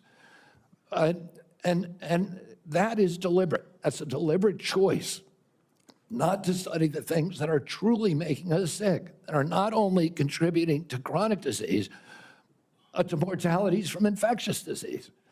We need to get a handle on this, because if we don't, it's an existential threat. Our country is not going to be destroyed because we get the marginal tax rate wrong, or because we get one of these culture war issues that we've been talking about today wrong. It's going to be destroyed if we continue down this trajectory of chronic disease. We need to fix our food supply, and that's the number one. Thank you, Mr. Kennedy. Certainly, I share your concern with ultra-processed foods. On the other end of this food chain are my farmers and ranchers back home. Would you just take a second and share your compassion, how you feel about farmers and ranchers, that they respond to the market. They don't dictate the market. They grow what the market is wanting them to grow. And Senator Hawley told me the other day that his brother-in-laws are all farmers. And he said 4 out of every 5 of his brother-in-laws has Parkinson's disease. And that kind of cluster we're seeing across farm country of cancers, autoimmune diseases, obesity, et cetera. Oh, and we can now not export American food to Europe because the Europeans won't take our food. That's not good for farmers. We're also destroying our soil because some of the chemicals that farmers use destroy the microbiome, and that causes the erosion of the soil. You can't get water infiltration. Water pools up and it washes the soil off. Agronomists now estimate that we only have, if we continue doing these processes, only 60 harvests left before our soil is gone. Farmers are using seeds and chemicals that are, over the long term, are costing them and us. And what we need to do is we need to support the farmers. We need the farmers as partners if we're going to make them work.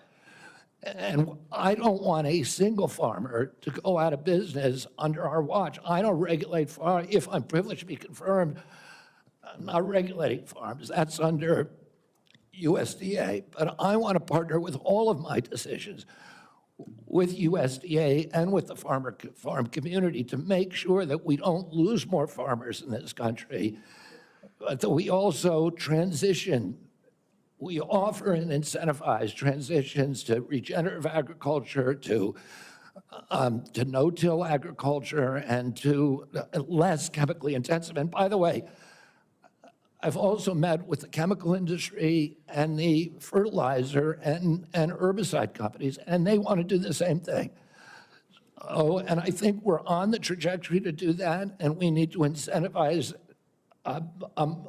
initiatives to accelerate that trajectory. Mr. Chairman, if I could, the great news is that my farmers in Kansas are selling products to Europe, that today's regenerative practices, soil health, all those things are priorities for Kansas farmers. Many of us are doing many of those things already. We just need it to be more widespread. If I could just wrap up my remarks, though, is that, again, going back to the big picture here, 60% of Americans have a chronic disease. Mr. Kennedy, I believe for such a time as this that you're not just one of 300 million people. I think that you are the person to lead HHS to make America healthy again, that God has a divine purpose for you, and I look forward to your confirmation and working with you to make America healthy again. Thank you, Senator. Thank you. Senator Warnock. Thank you so much, Chairman Crapo and Ranking Member Wyden. It's great to be here. Mr. Kennedy, welcome. Welcome to you and to your family. Thank you for meeting with me a few days ago. I'd like to follow up, if I might, with some of the issues that we discussed in my office. I want to talk to you first about the CDC, or the Centers for Disease Control and Prevention. I'm proud of the work that the CDC does, proud that it's located in Georgia with more than 10,000 employees in my state. If confirmed, you would be the cabinet secretary over the CDC, representing HHS. It's about 29% of the federal budget. CDC is a part of that. Do you agree that the CDC's work is critical to Georgia, critical for our country, and the health of the entire world? Yes, Senator. Senator Isaacson, my Republican predecessor, would have agreed with that. Bless his memory. He was a fierce advocate for the CDC, as am I. The CDC is an agency filled with hard-working, dedicated public health servants. They wake up every single day working to keep us safe. I think we don't think often enough about their work because it's easy not to celebrate the folks who are protecting you from that which doesn't appear because of the work that they're doing. So grateful for the work that the CDC employees do. Some of them are members of my church. I saw that deep commitment firsthand when I visited the CDC just last summer. Mr. Kennedy, you have compared the CDC's work to Nazi death camps. You've compared it to sexual abusers in the Catholic Church. You've also said that many of them belong, this is a direct quote, many of them belong in jail. For me, those are disturbing characterizations of the CDC workers that I know who are trying to keep the American public safe every single day. And as you are presented as the nominee for this position, I need to know, do you stand by those statements that you made in the past, or do you retract those previous statements? Senator, I don't believe that I ever compared the CDC to Nazi death camps. I support the CDC. My job is not to dismantle or harm the CDC. My job is to empower the scientists if I'm privileged to be confirmed. So you retract those statements? I'm not retracting it. I never said it. Well, actually, I have a transcript of me saying that it's a Nazi death camp. Yeah, let me read your words. It says that the institution CDC and the vaccine program, is your description of their work, is more important than the children that it's supposed to protect. And you know, it's the same reason we had a pedophile scandal in the Catholic Church. It's because people were able to convince themselves that the institution of the church was more important than these little boys and girls who were being raped. That's pretty provocative language. You said in another statement to me, this is like Nazi death camp. I mean, let me finish. I'm just reading your words. I mean, what happened to these kids? 1 in 31 boys in this country, their minds are being robbed from them. Yeah, I was not comparing the CDC to Nazi death camps. I was comparing the injury rate to our children to other atrocities. And I wouldn't compare, of course, the CDC to Nazi death camps to the extent that any statement that I made has been interpreted that way. Yeah, I don't agree with that. In 2003, the United States Congress Government Oversight Committee ended an over a year investigation of the CDC and used almost that same language. They said that the CDC, just one division, one branch, the Immunization Safety Office, had put institutional self-interest and pharmaceutical profits ahead of the welfare and the health of American children. So that was a conclusion by Congress. And I repeated that. I'm asking you because you're the nominee for HHS. It sounds like you stand by those statements. Senator, my objective is to support the CDC. There's nothing I'm going to do that is going to harm CDC. I want to make sure that our science is gold standard science, and it's free from that same Government Oversight Investigation Committee found that the panels, the ACIP panel within CDC, I think 97% of the people on it had conflicts. I don't believe that that's right. I think we need to end those conflicts and make sure that scientists are doing unobstructed science. So I want to enter this statement, by the way, into the record without objection. Without objection. Last week, the White House gagged HHS and the CDC, preventing them from communicating all important public health information to anyone, including all of our allies, including our allies in the United States and global disease prevention. Can you just answer yes or no, because I'm running out of time? Do you agree with that action? I was not consulted on it, but that's pretty much standard operating procedure for incoming administration. So you agree with the action that gagged HHS and CDC from communicating important public health information to the public? That directive made sure that no public health, that only non-essential travel and mass communications were temporarily suspended pending the confirmation of a new HHS secretary. This is standard operating procedure for every administration. I get it. I don't think what we've seen over the last several days is standard operation for new administrations. I think we're seeing some unprecedented actions, but you agree with it. Last night, members of the CDC, along with other federal employees, were actually invited to resign, these buyouts. And I got text messages and folks I know work from the CDC, for the CDC, that do this important work, who got that note. And it's really important because my experience is that when you send out that kind of note, the folks who resign are the folks who you least likely want to see resign. They got other options. They're gifted folks. They got a lot of expertise. They have options. A lot of them are doing this work because of their patriotism, because of their commitment. Do you agree with the buyouts that were presented to CDC employees just last night? I agree. At the vast majority of the scientists and experts at CDC are patriots and good government servants. Can you tell me yes or no? I don't think anybody's going to resign who's committed to making America healthy again. Can you just answer yes? Okay, you agree with the buyouts.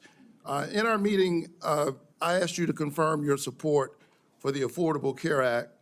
You also mentioned that you and President Trump want to fix the ACA by making premiums more affordable. Can you answer me yes or no, as I don't have a lot of time? Did you know that tax credits that help families afford health insurance and save Georgians an average of $531 per month per person are set to expire at the end of the year? Did you know that? I do. We need to move on. Do you support Congress extending these tax credits so that Americans can continue to afford health care? Congress has to make its own decisions about that. My instructions from President Trump Mr. Chairman, you're saying I'm running out of time, but I'm having a lot of trouble getting the witness to answer yes or no to a yes or no question. Well, and I've got one more question. You're almost at 9 minutes, sir. Well, I need him to answer yes or no. Yes or no? Do you I'm not going support? to answer yes or no to a question that's not susceptible to an honest yes or no answer. Okay, I can't We get an need to answer. move on. I think that the fact that you find it difficult to answer basic questions is deeply troubling for me as you present yourself as a nominee to run HHS. Thank you so very much. Senator Smith. I've been in courts all over the country and prosecutors. Mr. Chairman, you told me I'm out of time, and the witness continues to filibuster even after I said I'm done. Senator Smith. Mr. Chair, thank you. Thank you, Mr. Chair and Ranking Member, and welcome, Mr. Kennedy. So, Mr. Kennedy, I don't have a question for you on abortion.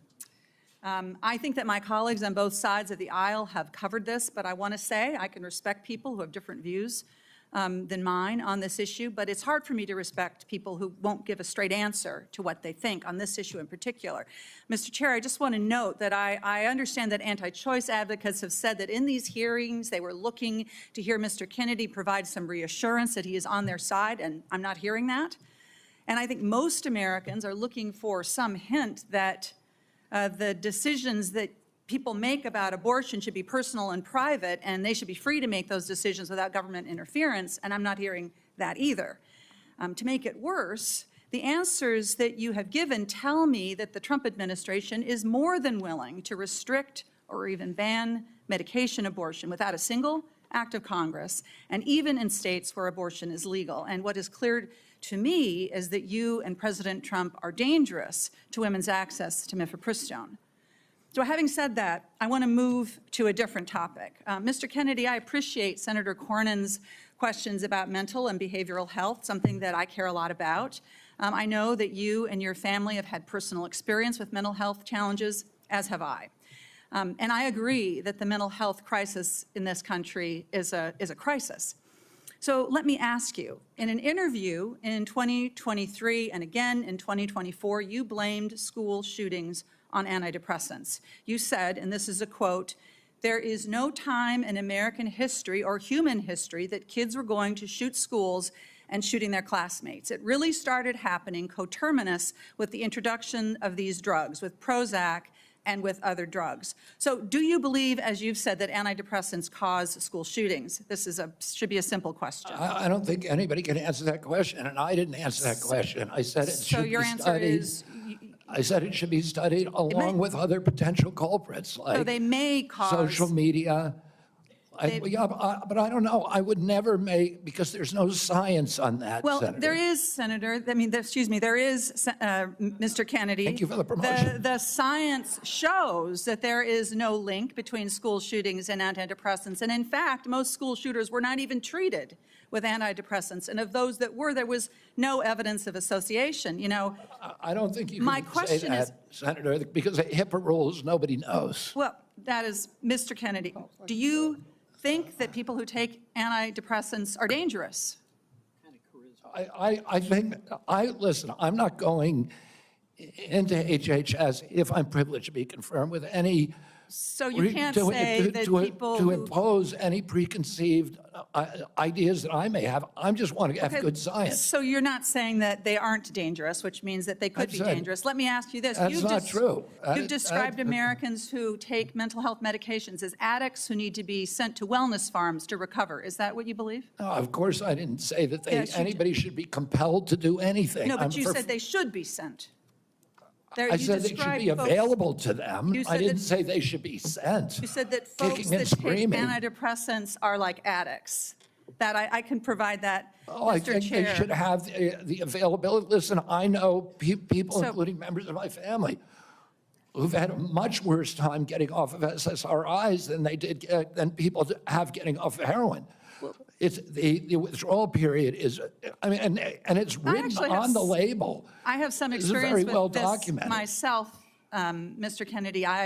This is personal for me. When I was a young woman and I was struggling with depression, thankfully, I had the resources to help me get through it, including a new generation of SSRI uptake inhibitors, which helped to clear my mind, get me back on track to being a mom and a wife and a productive, happy person. And I'm really grateful for that therapy. So I have some experience with this, and I think that everyone should have access to that care. And your job as secretary is to expand access to care, not to spread lies and misinformation. And you know, the things that you say, Mr. Kennedy, they live on. They have impact.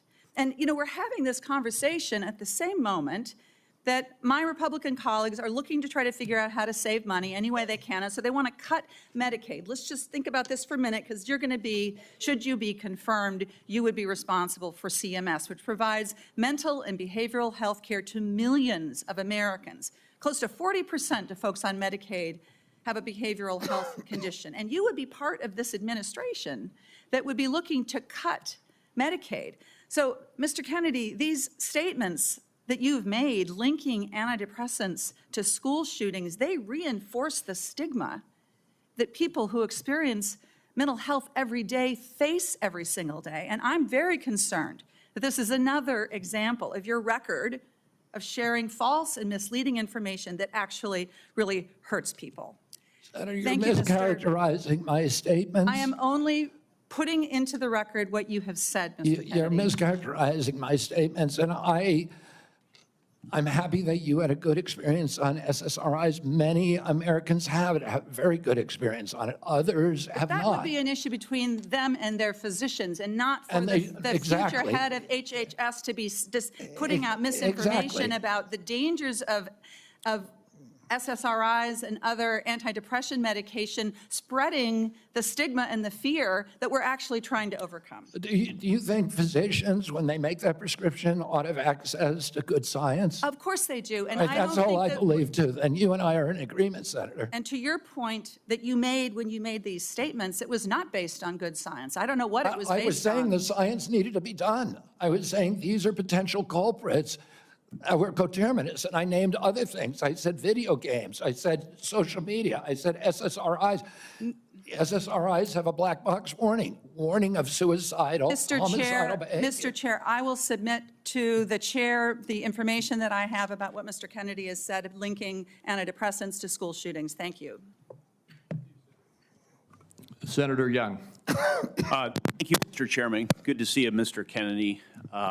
to follow up on that spirited exchange, in talking with you and reading about your vision for the department, you said one of your goals is to return public health agencies to the gold standard of scientific review. You've alluded to the gold standard a number of times today. So I'm going to give you an opportunity, uninterrupted, but hopefully not too extensive, to tell me and others what you mean by this gold standard.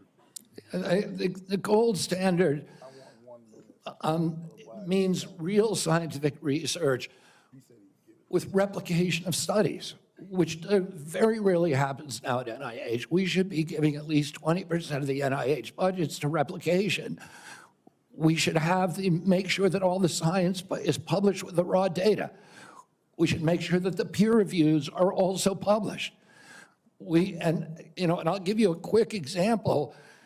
20 years ago, NIH scientists did a study on Alzheimer's, which they said it was caused by amyloid plaque. After that, NIH shut down studies of any other hypothesis. 20 years later, we now know that those studies were fraudulent. NIH has funded 800 studies on a fraudulent hypothesis, and we've lost 20 years in figuring out how to a cure for Alzheimer's. And that's just one example. I could give you hundreds. We need to end that. We need to end the old boy system. We need to have replicatable science and be completely transparent about raw data. Thank you, sir. In recent years, particularly during the COVID pandemic, there's been a lot of skepticism about our public health institutions. Some of this, I would say, is warranted, but it's now created a pervasive lack of trust from the public that these institutions are acting in bad faith or failing to act in objective criteria, failing, in short, to act in the best interests of the public. If confirmed, Mr. Kennedy, how will you work to regain the public's trust? I suspect it will take some time in these important public health institutions. Through radical transparency, I'm going to make the reason people don't trust the public health agencies is because they haven't been trustworthy. And you gave the example of COVID. At the beginning of COVID, everybody was rushing to get that vaccine. We had over a 90% vaccination uptake. Yes, sir. CDC's most recent recommendation is that Americans take the 8th booster. Only 23% of Americans are complying. That means 77% of Americans no longer trust CDC, and that is the problem. Yes, sir. In the absence of full information, might it, I think agree with you, but I want your response. Might it make sense to share that absence of full information with the American people, that uncertainty? I think one of the things, by observation and experience, that I saw during the pandemic was we had certain prominent doctors appear on television and indicate, no, you absolutely must not wear a mask. 2 weeks later, it's yes, you must wear a mask. But they were certain.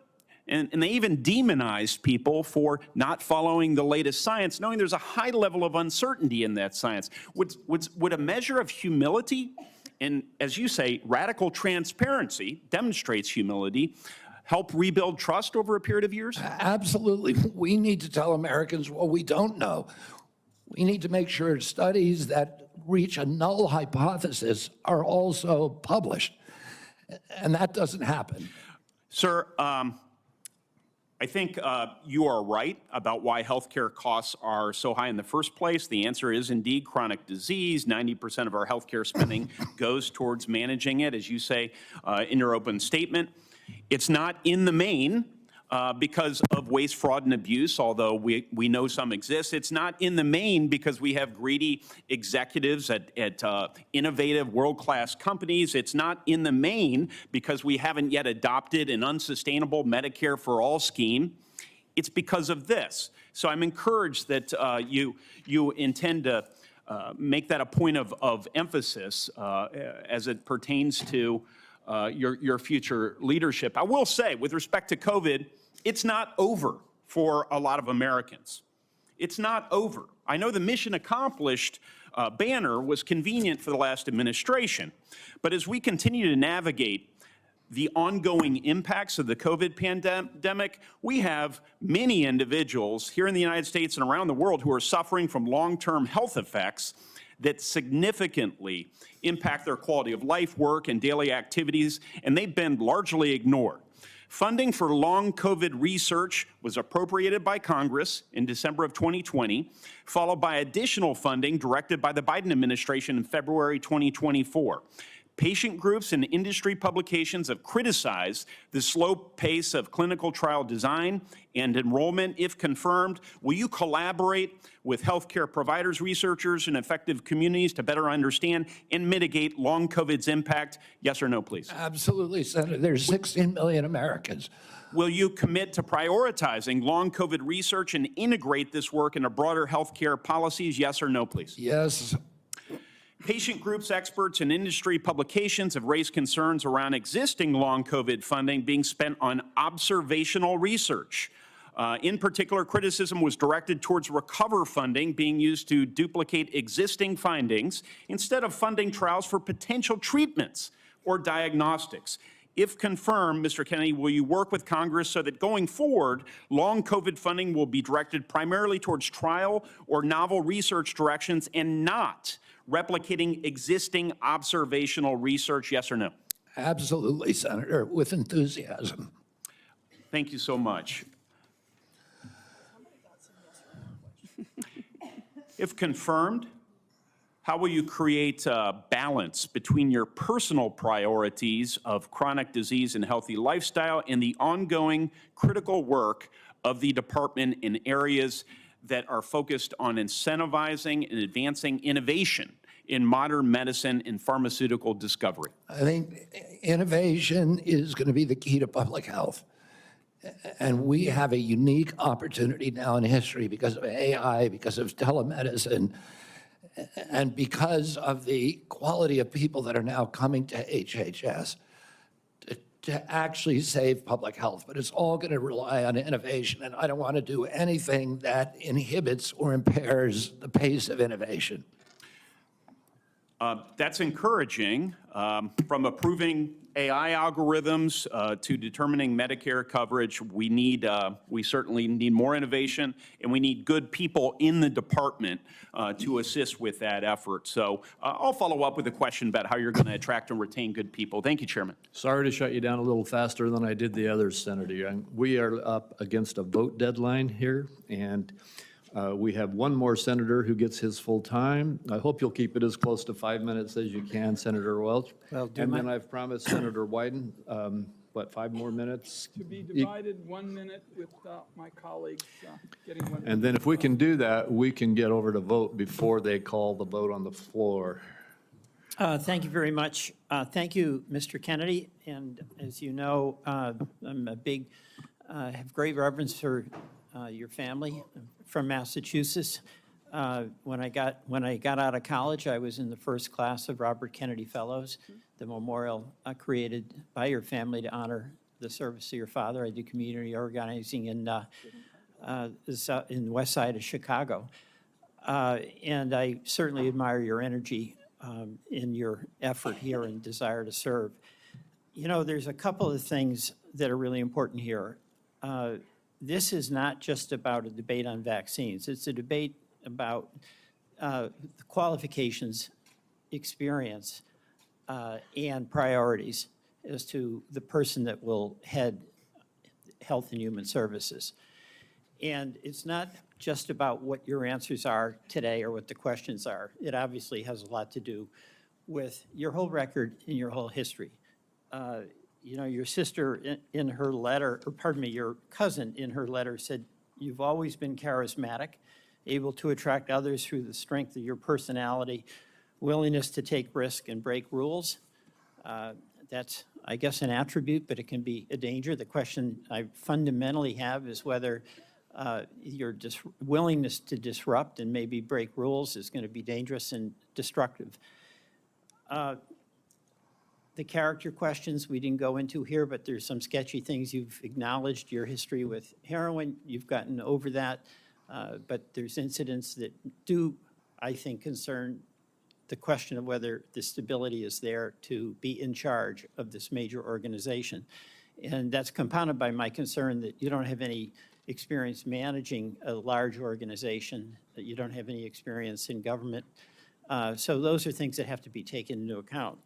But the issue for me is also priorities. A lot of your engagement in health has been on vaccines, big important issue. You actually disagreed, as I understand it, with President Trump about Operation Warp Speed. I think President Trump deserves a lot of credit for Operation Warp Speed. He knew we had to get a vaccine. And these other issues about a mask and whether you should wear it, whether when you got your groceries, the bag had to be left outside, remember that in the very beginning? Those are incidental to the core question that the president believed we had to have a vaccine. And you contested that. That worries me. That really deeply worries me. The other questions, Senator Cassidy asked you some questions about our healthcare system. I happen to believe that our healthcare system is profoundly broken. And it's not just about the chronic illnesses. That's about our diet, that's about our exercise. But we are getting premium increases in Vermont of 20% a year, 25% a year. And it's busting the bank for taxpayers. It's busting the bank for our wonderful Vermont employers who care about having health insurance that they can provide to their employees. Senator Cassidy asked you a couple of questions about how you would reform Medicaid. And I didn't hear an answer. You mentioned that you thought Medicare Advantage was good. You have a good plan. No focus on what an incredible ripoff was reported in the Wall Street Journal by United Healthcare, which was marketing Medicare Advantage and then paying doctors and nurses where they had assignments essentially to diagnose illnesses that didn't exist. So they made billions and billions of dollars. And I've seen nothing coming out of the Trump administration, and I've seen nothing coming out of your advocacy that is going after what is a rampant abuse by the insurance companies and overcharging people and not doing the job. And by the way, the United Healthcare people, when they did that, they overdiagnosed. When the person really got sick, they dumped them. They dumped them. Go to the nursing home on your own. That's a broken healthcare system. We spend the most and get the least. And I think there should be collective anger about this on both sides because all of our people are dependent on that healthcare system. And you're going to be working for a president who's on a lawless rampage right now, okay? He has done something reckless with the pardons to these cop beaters. I'm appalled by that. But that's just reckless. That's not illegal. He's impounded money. So right now, the Medicaid website went down. He's impounded money. So the community health centers that Senator Warner was talking about are up in the air as to what they can do. Do you believe that a president can impound money that has been appropriated by Congress? Senator, let me answer the question about Medicare first. I have never defended that program or the rapacious behavior by insurance companies or the PBMs. I understand that's a huge problem. And all right, I don't have time. We've got to get over to vote. So we can do this. But you've asked me 5 questions. You got to give me a chance to answer one of them. Please be brief. Yeah, I brought in, if I get confirmed, I've already appointed a general counsel. The first time in history, he's a former prosecutor who prosecuted the biggest Medicare fraud in the case in the state of West Virginia. I brought in a prosecutor for that job instead of a bureaucrat, precisely to address the important issues that you raised here. The only reason I didn't talk about these before is because I wasn't asked about them. What about, I agree with you 100%. Right, what about impounding, a president impounding money that, among other things, goes to health care? And you're saying that that's illegal? That's correct. Well, my job is to uphold the Constitution. I'm going to take an oath to uphold the Constitution, and I will administer the law and uphold the Constitution.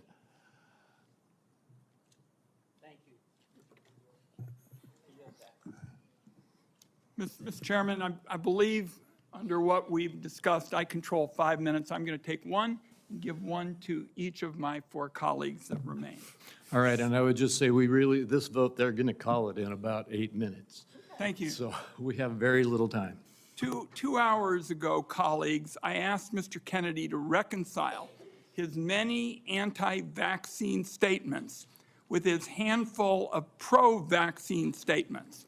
Instead, he gave us a word salad and ducked the issue. The same was true, Mr. Kennedy, with respect to measles, where you wrote a book playing down the threat of measles, even though American families are very concerned about it, and apparently families are still mourning in Samoa. And my last point would be that Mr. Kennedy said today really wasn't about him. And I just want to tell him it is all about you, because I find your presentation to be both untrustworthy and unprepared, because my colleagues have been seeing back and forth between Medicare and Medicaid, and it's not clear which program you're using when. So I want colleagues to know there is a lot more information to learn about Mr. Kennedy before we vote. I'm going to urge that to my colleagues on both sides of the aisle to not make decisions on the basis of this session. I thank you for the additional time. And I guess my next minute is Senator Whitehouse, Senator Warren, and Senator Smith. And again, 1 minute each, please. Senator Warnock, There's been a excuse lot me. of conversation about late-term abortions here, and I just want to make clear what Rhode Island OBGYN doctors describe as what is almost always happening when a late-term abortion is needed. It is a childbirth gone wrong. The family has painted the room, it has bought the crib, maybe even decided on the baby's name, and has gone to the hospital to welcome the new baby into their family in what is supposed to be a happy event. And then things went wrong. Then the alarms started pinging. The lights started flashing.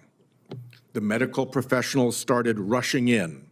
And the question became, who lives and who dies? The mom's life is often at risk, and she may have other children she needs to care for. The baby's life may be at risk, and one or both may die. In that environment, the doctors and the family own that decision. Government has no place in that room at that point. And I think we need to understand when this late-term abortion gets bandied about, what you're dealing with is a tragedy that is happening to a family who wanted that child and have suddenly been confronted with a moment in which they have to make what is probably going to be the worst decision of their lives. And to try to shove the state legislature into that room is really offensive, really morally wrong, and I just want to make very clear what Rhode Island OBGYNs tell me is the situation when these procedures have to be deployed. Senator Warren. Thank you, Mr. Chairman. So, Mr. Kennedy, I wanted to ask about your role in the 2019 measles outbreak in Samoa. In July 2018, 2 children died immediately after receiving a measles vaccine that nurses had mistakenly mixed with a muscle relaxant. The nurses get charged with manslaughter, but vaccination rates go down. I asked you about this in my office. You told me flatly that your visit to Samoa had nothing to do with vaccinations. We now know that's not true. I have the documentation. You met with the Prime Minister. You talked about vaccinations. You met with an anti-vaccine influencer who described the meeting as, quote, profoundly monumental for this movement. So what happens? Vaccinations go down, there's a measles outbreak, and children start dying. But you double down.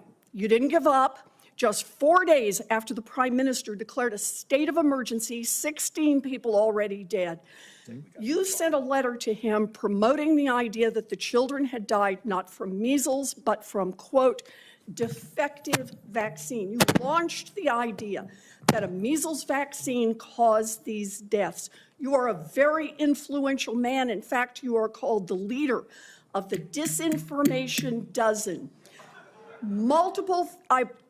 UNICEF and WHO, the World Health Organization, investigated this. They say the claims are false. It is not biologically possible what you claimed. And yet, ultimately, more than 70 people died because they didn't get vaccines. So my question is, do you accept even a scintilla, just even a sliver of responsibility for the drop in vaccinations and the subsequent deaths of more than 70 people? Anything you do differently? No, absolutely not. There were 2 incidents in which children died. In 2015 and again in 2008. 2015, it was from the measles vaccine. That's what the New Zealand General Hospital found. The government of Samoa banned the measles vaccine after the 2018. I arrived in July of the next year after the ban had been in place for a year. Mr. And the Chairman, measles, understanding that you wanted to hold this to a minute and that I don't get to present all the facts and documentation I've got, how about if we just decide to make entries for the record on exactly what the record shows about Mr. Kennedy's participation? And I think he's answered the yes or no question. He takes no responsibility. Senator Warren, we will do that. differently. And Mr. Kennedy, and to all the senators, every senator knows that following this hearing, they will be able to ask you questions off the record, and you will be able to put answers back onto the record. So please give that answer. I apologize that we're shutting you off for giving a full response right now. Senator Smith, and thank we you. are way over time. Thank you, Mr. Chair. So, Mr. Kennedy, you have said that you want to give infectious diseases a break for about 8 years. You spoke about this with Senator Cantwell. My question to you has to do with avian flu. Over 100 million birds culled. The disease has spread to dairy cows, and there are now 67 confirmed human cases and 1 death. So, Mr. Kennedy, do you intend to give research on bird flu a break? no, I intend to devote the appropriate resources to preventing pandemics. That's a central part of my job. What do you think is causing the avian influenza? I think the H5N1 virus is. So that's good to hear, because in a recent book, I will submit this for the record because we don't have that much time, Mr. Kennedy has questioned the scientific basis for germs causing disease and the power of vaccines and antibiotics. to I've help never cure questioned disease. that, Senator. Well, I will submit that for the record. Thank you. Senator Warnock, 1 minute. I like the way you said that to the Baptist preacher. Thank you so much, Mr. Kennedy. Based on our conversations, it's my understanding that you support work requirements in Medicaid. In 2020, President Trump approved a proposal from Georgia state leaders requiring Georgians to jump through a number of onerous bureaucratic hoops and fill out even more paperwork to verify work and get access to health care. I ask this as someone who represents a state that has not expanded Medicaid. The federal government, because of this waiver, spent $70 million on Georgia's Medicaid waiver. 82% of that went to administrative costs. The point that I'm making is that the folks that they're insisting need to work, 90% of those folks are working, they are caregivers, or they have a disability. Let me give you one example. A woman I think of all the time, her name is Heather. She's a traveling nurse from Dalton, Georgia, who falls into the Medicaid coverage gap. Heather experienced a series of small strokes, leaving her unable to work full-time. She's dedicated her life to caring for patients, but now she can't afford her own medical care, out-of-pocket costs, because she doesn't make enough to qualify for tax credits to buy private insurance. What does Heather need? Does she need work requirements, or does she need access to health care so she can finally get healthy and get back to work? The individual that you described would need health care and not a work requirement. Thank you. Thank you. Thank you. Thank you, and we are done with the questioning now. Mr. Kennedy, I apologize to you, to the audience, and to all of my colleagues to have to rush it here at the end, but we have a vote on the Senate floor that they're going to close in about 3 minutes. I want to thank you for appearing before this committee. You have been accessible to the members and staff on both sides of the aisle of the Finance Committee throughout a rigorous process, and I want the whole world to know that you spent hours in meetings answering questions outside of this hearing and providing documents and responses on issue after issue after issue. You've gone through the most thorough vetting process that any committee in this Congress puts anybody through. And I think that you have come through well and deserve to be confirmed.